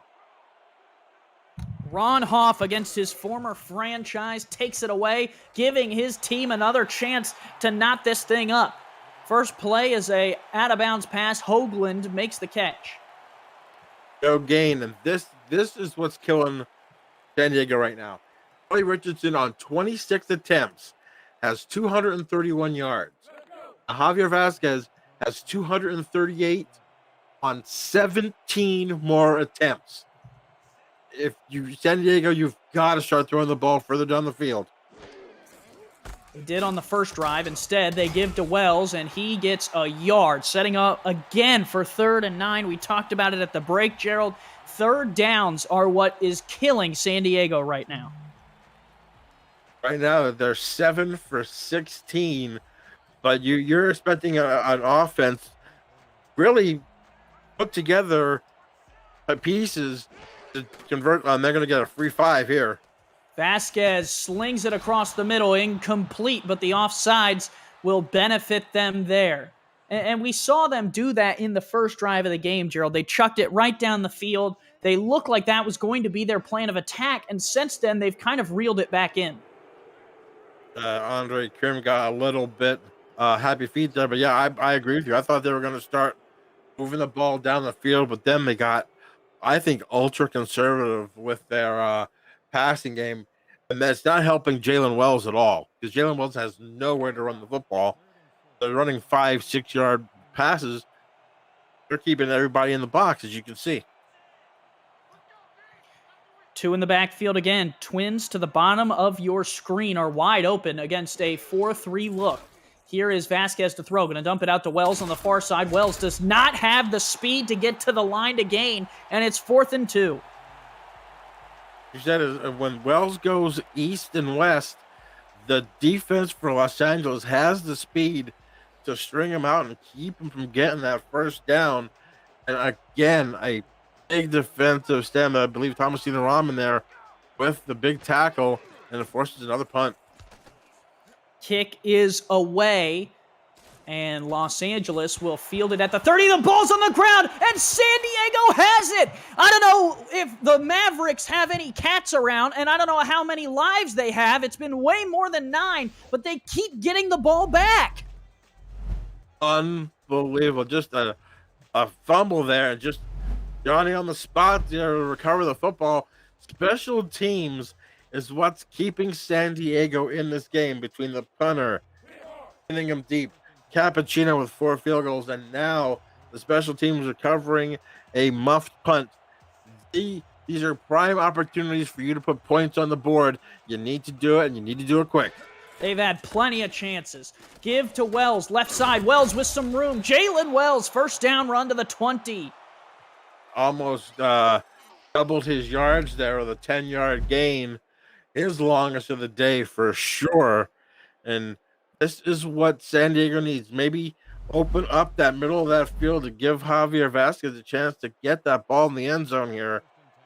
If you tell me that San Diego would be in this game right now without an offensive touchdown, I'd say you're crazy.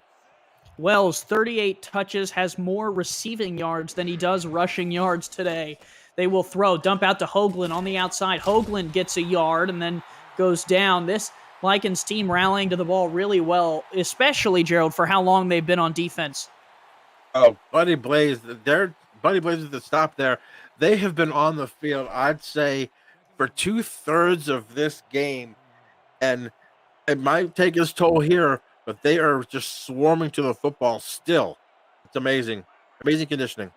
Split backs in the backfield here. No receivers on the field. They're going to throw out of this formation. Vasquez slings it, and it's incomplete. Thrown to the big man who could not haul it in. Is that a tackle eligible? It looked like it was number 72 there that was going for the reception. But yeah, that was a weird formation here. And once again, here we are at 3rd and long for a situation for San Diego.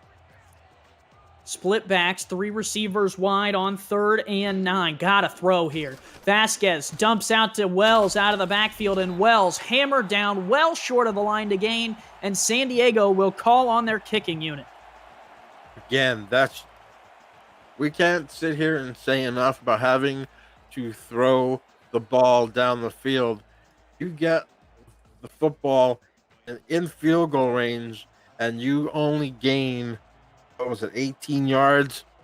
I mean, after that, and 10 of that was on one play. So you have to start getting the ball down the field. I mean, you're going to get it within 4 points here, but you need to get the ball in the paint sometime to win a game. Kick is away from Cappuccino. It is up and good from 32 yards, and San Diego able to cut into the lead.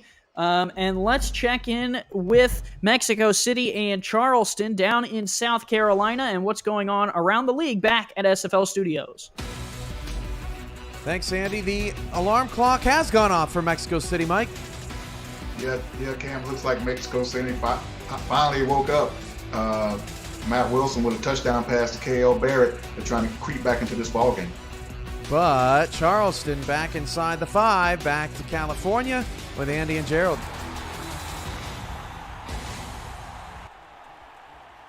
Thanks, Cam. Los Angeles, a chance here again, Gerald, to put this one away. It feels like they've had 1,000 chances to do that and just haven't been able to do that either. Both of these teams, Los Angeles, what's really keeping San Diego in the game is Los Angeles has 3 turnovers, 2 interceptions by that man you just saw, Sully Richardson.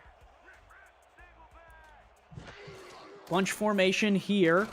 Richardson caught by Flash underneath. Sully Richardson, 18 of 26. That'll be his 19th completion. As you see there, 234 yards, 2 touchdowns, 2 picks, though. 2 picks have been, can you say costly?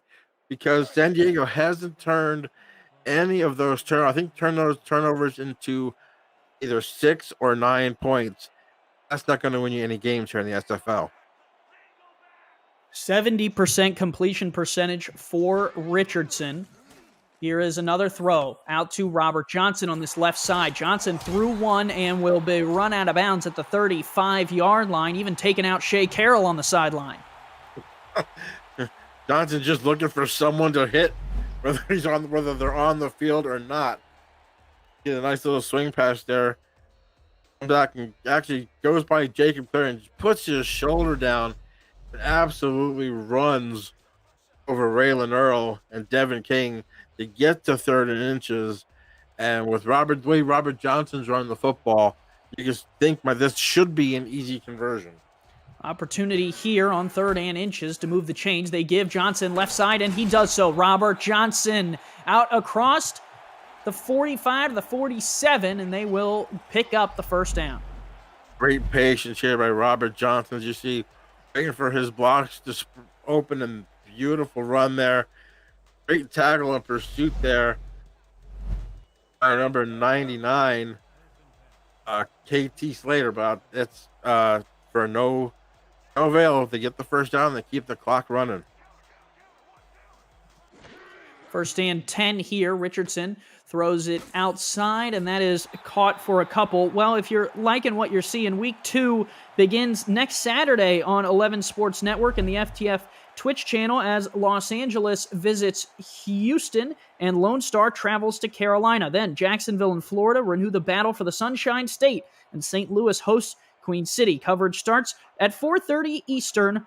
The SFL on 11 Sports football season is only just beginning. 4 receivers wide, pressure. Richardson slings off his back foot. The wobbler is caught to the 38. First down. What a play just a throw and going to LZ Pryor. But watch this, just feels the pressure, gets up and just off the back foot. Like I said, it was an ugly duckling, but it found its nest in the hands of LC Pryor, getting a first down, and they're knocking on field goal territory to take this back up to a 7-point lead. 3 receivers split out here. Shotgun look for Sully Richardson. Snap back to Richardson. Gonna sling this one deep. Caught over the top. Down to the 9-yard line. Huge catch from Jack Flash.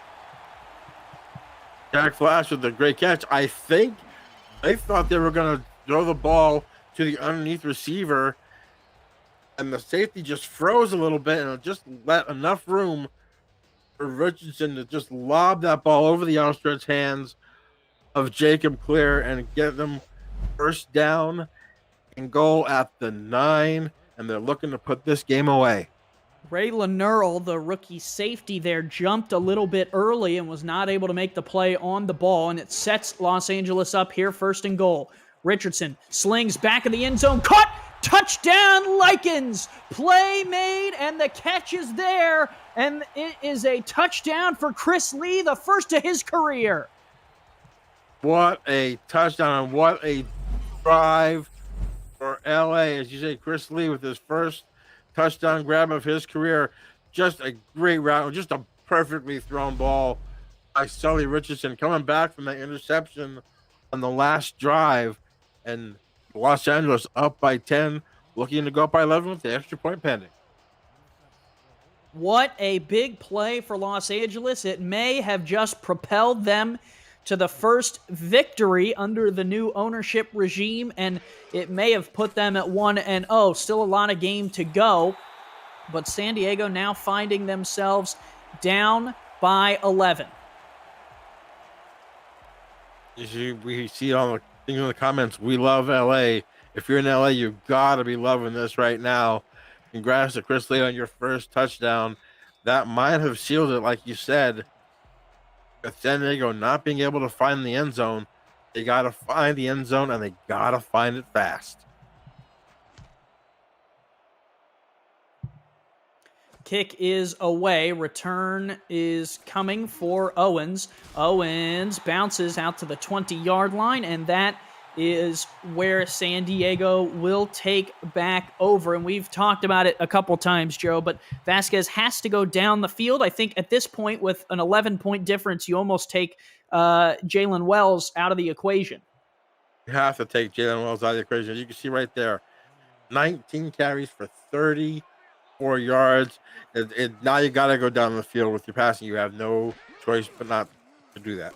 Vasquez to throw. Short one there is caught, and it's good for a couple yards. Stephen McMichaels with the 3-yard grab. The 3 yards in the cloud of dust are not going to help you with 5 minutes to go in a game, and you're down 2 scores. You need to throw the football deep. You're just relegating yourself to a loss at this point if you're throwing anything short. 2nd and 7 now, under 5 minutes to play here. All 3 timeouts for San Diego. They will take the snap. Deep ball here from Vasquez. The money ball is good to the 50. What a catch. That's what we need. Weston with a completion. That's what they did in the first quarter. Weston with a big play up the seam. Now they're going to see if they're running.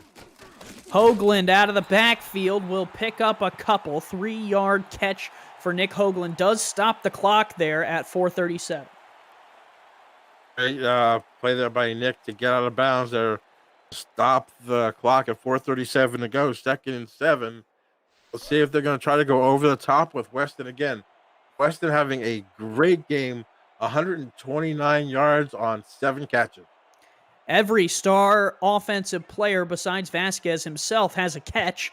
He has been spreading the ball around well, thrown it 50 times today.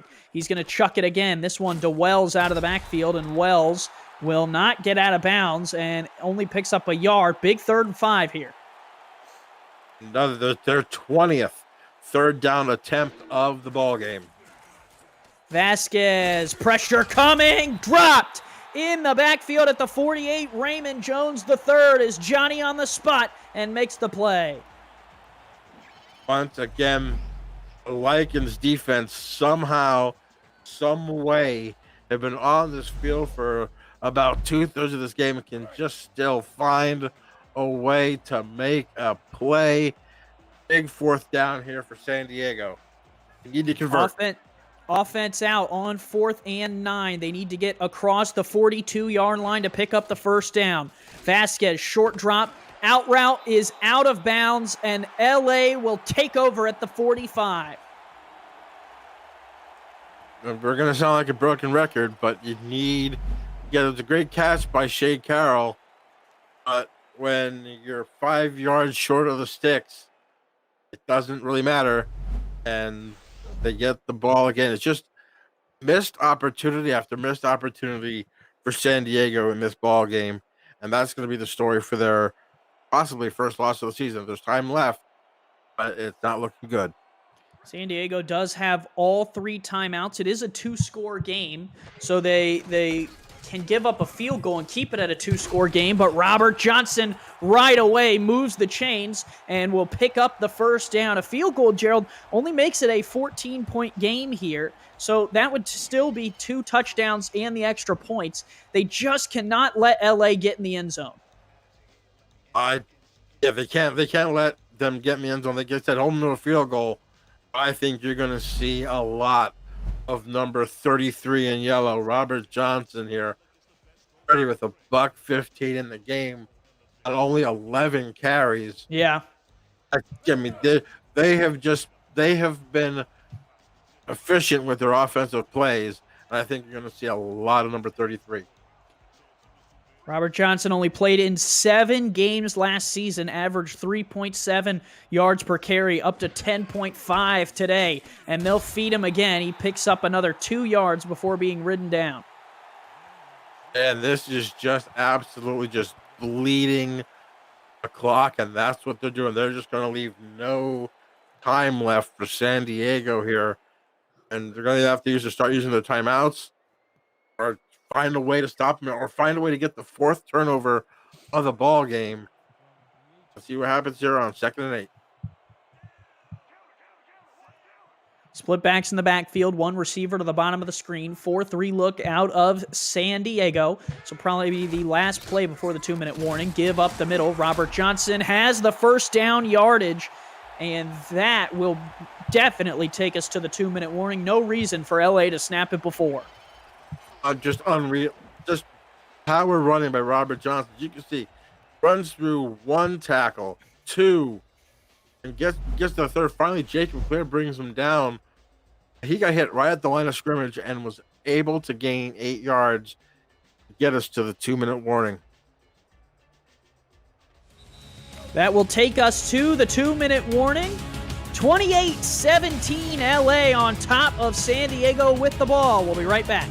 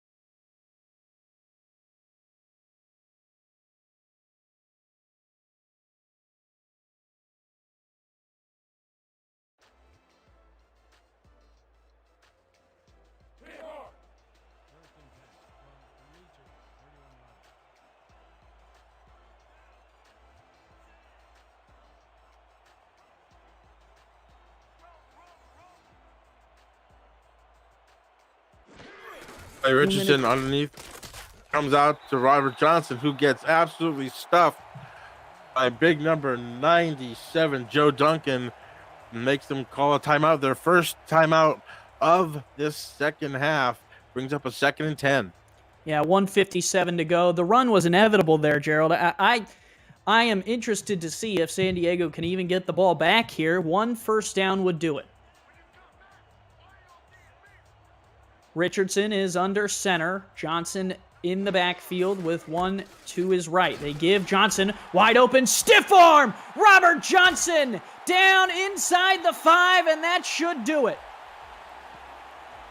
That right there is the play of the ball game. Once again, who did he stiff arm this time? Because that stiff arm for him is an absolute weapon. This time, he stiff armed Carson Miller. It just absolutely just broke it open, like he said, down to the 4-yard line.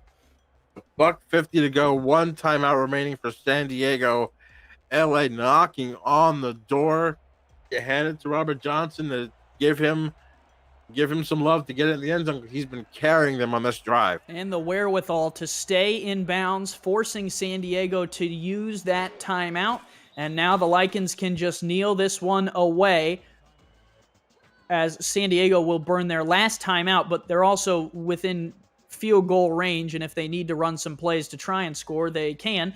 Coming up, post-game coverage, the conclusion of Mexico City and Charleston, as well as studio analysis from SFL Studios as Cameron Irvine and Mike St. Green break down what's to come. You don't want to go anywhere. More football action is on the way. Another kneel down from Sully Richardson, and Gerald, it was back and forth for a little bit there. San Diego put up a really good fight, but the Lycans walk away with this one in hand and their first victory in Los Angeles, and they go 1-0 in season 16. Yeah, definitely the great fight by the Mavericks, staying in the ball game in the first half. Actually got it to a tie ball game without a touchdown, getting 14 points the unconventional way, with 4 field goals and a safety. It just came down to missed opportunities for the San Diego offense. Just they could not get the ball in the end zone. They couldn't throw the ball deep, as 5.3 yards a pass for Javier Vasquez. You just won't get the job done when you're playing from behind the whole time. Now, they will have to kick this field goal, which will technically mean that San Diego will get the ball back with roughly around 28 seconds. They would need 2 scores and extra points. So I guess we would be remiss, Gerald, if we did not mention that it is technically possible that San Diego could still tie this game up, albeit very difficult. Oh, definitely very difficult, especially when you haven't been exploiting the ball down the field at all. We'll see what happens. There's 28 seconds left. Hey, like I said, anything can happen. I've seen crazier things happen. So 28 seconds, that'd be a great comeback for San Diego if that happens, wouldn't it? That it would indeed be impressive. Rob Ems puts that one up and through to give Los Angeles the 14-point lead. Kick is away, and return for Owens will come out of the end zone. Owens angles and gets to the 20, and that will bring it down to 23 seconds, where Javier Vasquez will bring the offense back out, averaging 5.3 yards per attempt, and shockingly, Gerald, he's thrown it 52 times today. 52 times. They have run 84 plays for this one to 56 in Los Angeles. That tells you how long the Lycans defense has been on the field. It has played absolutely amazing. Short drop. Vasquez almost threw a pick 6 to end that one off. That would have been something.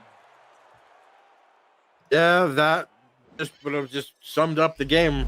Ryan Yosef there coming up with the deflection. Almost. That would have definitely been a pick 6 for Ryan.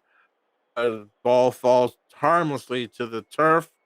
Brings up 2nd and 10. And what a coronation for the Lycans that would have been if he would have ran into the end zone here in Los Angeles to win the game right off the top. Oh, definitely. The Los Angeles Lycans defense has played phenomenal today. Everyone's been a star on that defense. 3 receivers wide, short drop. Vasquez dumps out to Jalen Wells out of the backfield, and Wells picks up 8. And I think this is very vindicative of what we saw, Gerald. The issue is that San Diego just has not tossed the ball down the field since that opening drive, really. They had like that one play, I believe, on the last drive. That was just a wounded duck. I don't know if that ball was tipped at the line. They have, except for that one pass to Connor Weston, Shea Carroll down the middle of the field in this fourth quarter, the rest have been underneath 4, 5 yard swing passes, 6-yard out routes. But they're just like calling a 6-yard out route on 3rd and 13. You're not going to get any momentum that way. Vasquez to throw again, and that'll be short of the line to gain. Vasquez has 282 yards today, Gerald, on 41 attempts. Sully Richardson has 293 yards on only 24 attempts. So these quarterbacks tight in terms of yardage, but not in terms of how long it took them to get there. Definitely not. And Los Angeles has been flipping the field all game with the pass play, and that's something that San Diego couldn't do. Vasquez dumps off to Wells again, and Wells is not going to get the first down. Ryan Yosef cleans up with a big tackle, and that will end it as Los Angeles takes over right there. That is just a microcosm of the game. 4th and inches, you throw a pass, and you don't get the first down. It's just what happened to San Diego offensively in a nutshell.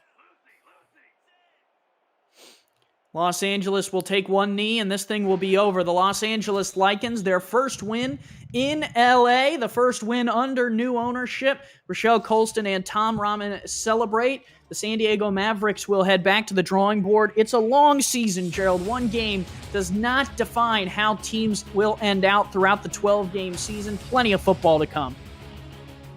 Definitely, as you see the stats right now, look at that time of possession. 7 minutes. If you have 7 minutes or a time of possession, you run 31 more plays than your opponent and get 3 turnovers. The score should be flip-flop, not the way it is. San Diego just could not get the ball moving. Jalen Wells, 17 carries, 30 yards. Javier Vasquez, as you said, 283 yards, but on 56 attempts.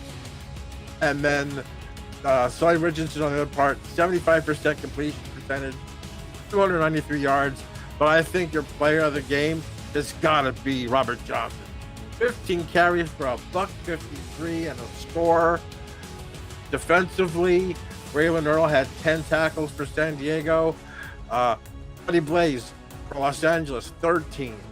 Thomas Rahman Jr. with 11. And Yosef with 8. Just an all-around great game for Los Angeles on both sides of the football. The bright spot for San Diego, Tapachino 5 for 5.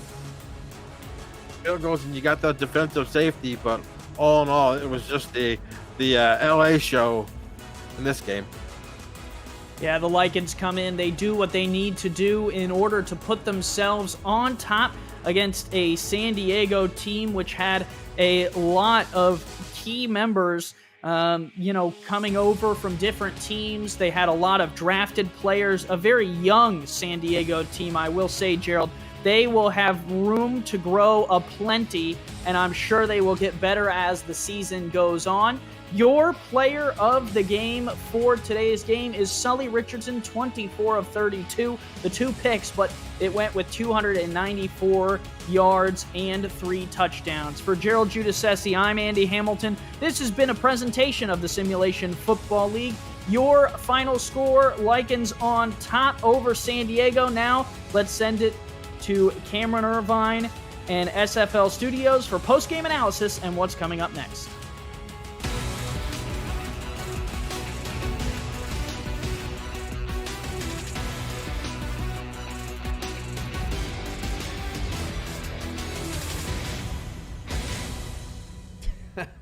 Welcome to the SFL post-game update. Along with Mike St. Green, I am Cameron Irvine. Couple of good ones wrapping up. Almost identical scores. 31-17, Los Angeles defeats San Diego. 30-17, Charleston tops Mexico City. Pair of home teams winning there. Your initial thoughts, Mike, on what we saw this afternoon? Yeah, two great ball games. Los Angeles, what stands out to me is the second half that these guys put in. Sully Richardson with a great day. Also, Robert Johnson, Jack Flash. These guys had a great performance. Then you look at Charleston. Just efficient as Charleston does. Grinded out game. Pretty much kept Mexico on their heels for a good majority of the game and ground out a win. I thought there was an interesting dichotomy here in these two games. You got Jack Flash going off. I mean, had himself a day for Los Angeles. And then you had Mike Daggs for Mexico City, the best tight end, an MVP candidate last season. 2 catches, 20 yards on 3 targets. What was that? Yeah, Charleston, they totally took Mike Daggs out of the game. Like I said, I felt like he could have been offensive player of the year last season, and he was nowhere to be seen in this ball game today. Let's give a shout out to Los Angeles getting their first win as the Lycans. They get a win at home. They get it taken care of, put under their belt. Robert Johnson's stiff arm. Oh my, he looked good today. Yeah, first round of battle, California goes to Los Angeles, and yeah, Robert Johnson had a huge game today. A couple of big runs, a couple of big stiff arms. I feel like he made a difference in this game in the second half. And that is their only meeting this season, so San Diego's going to have to sit on this for quite some time. Coming up this evening, 9 p.m. Eastern, Denver takes on Sioux Falls.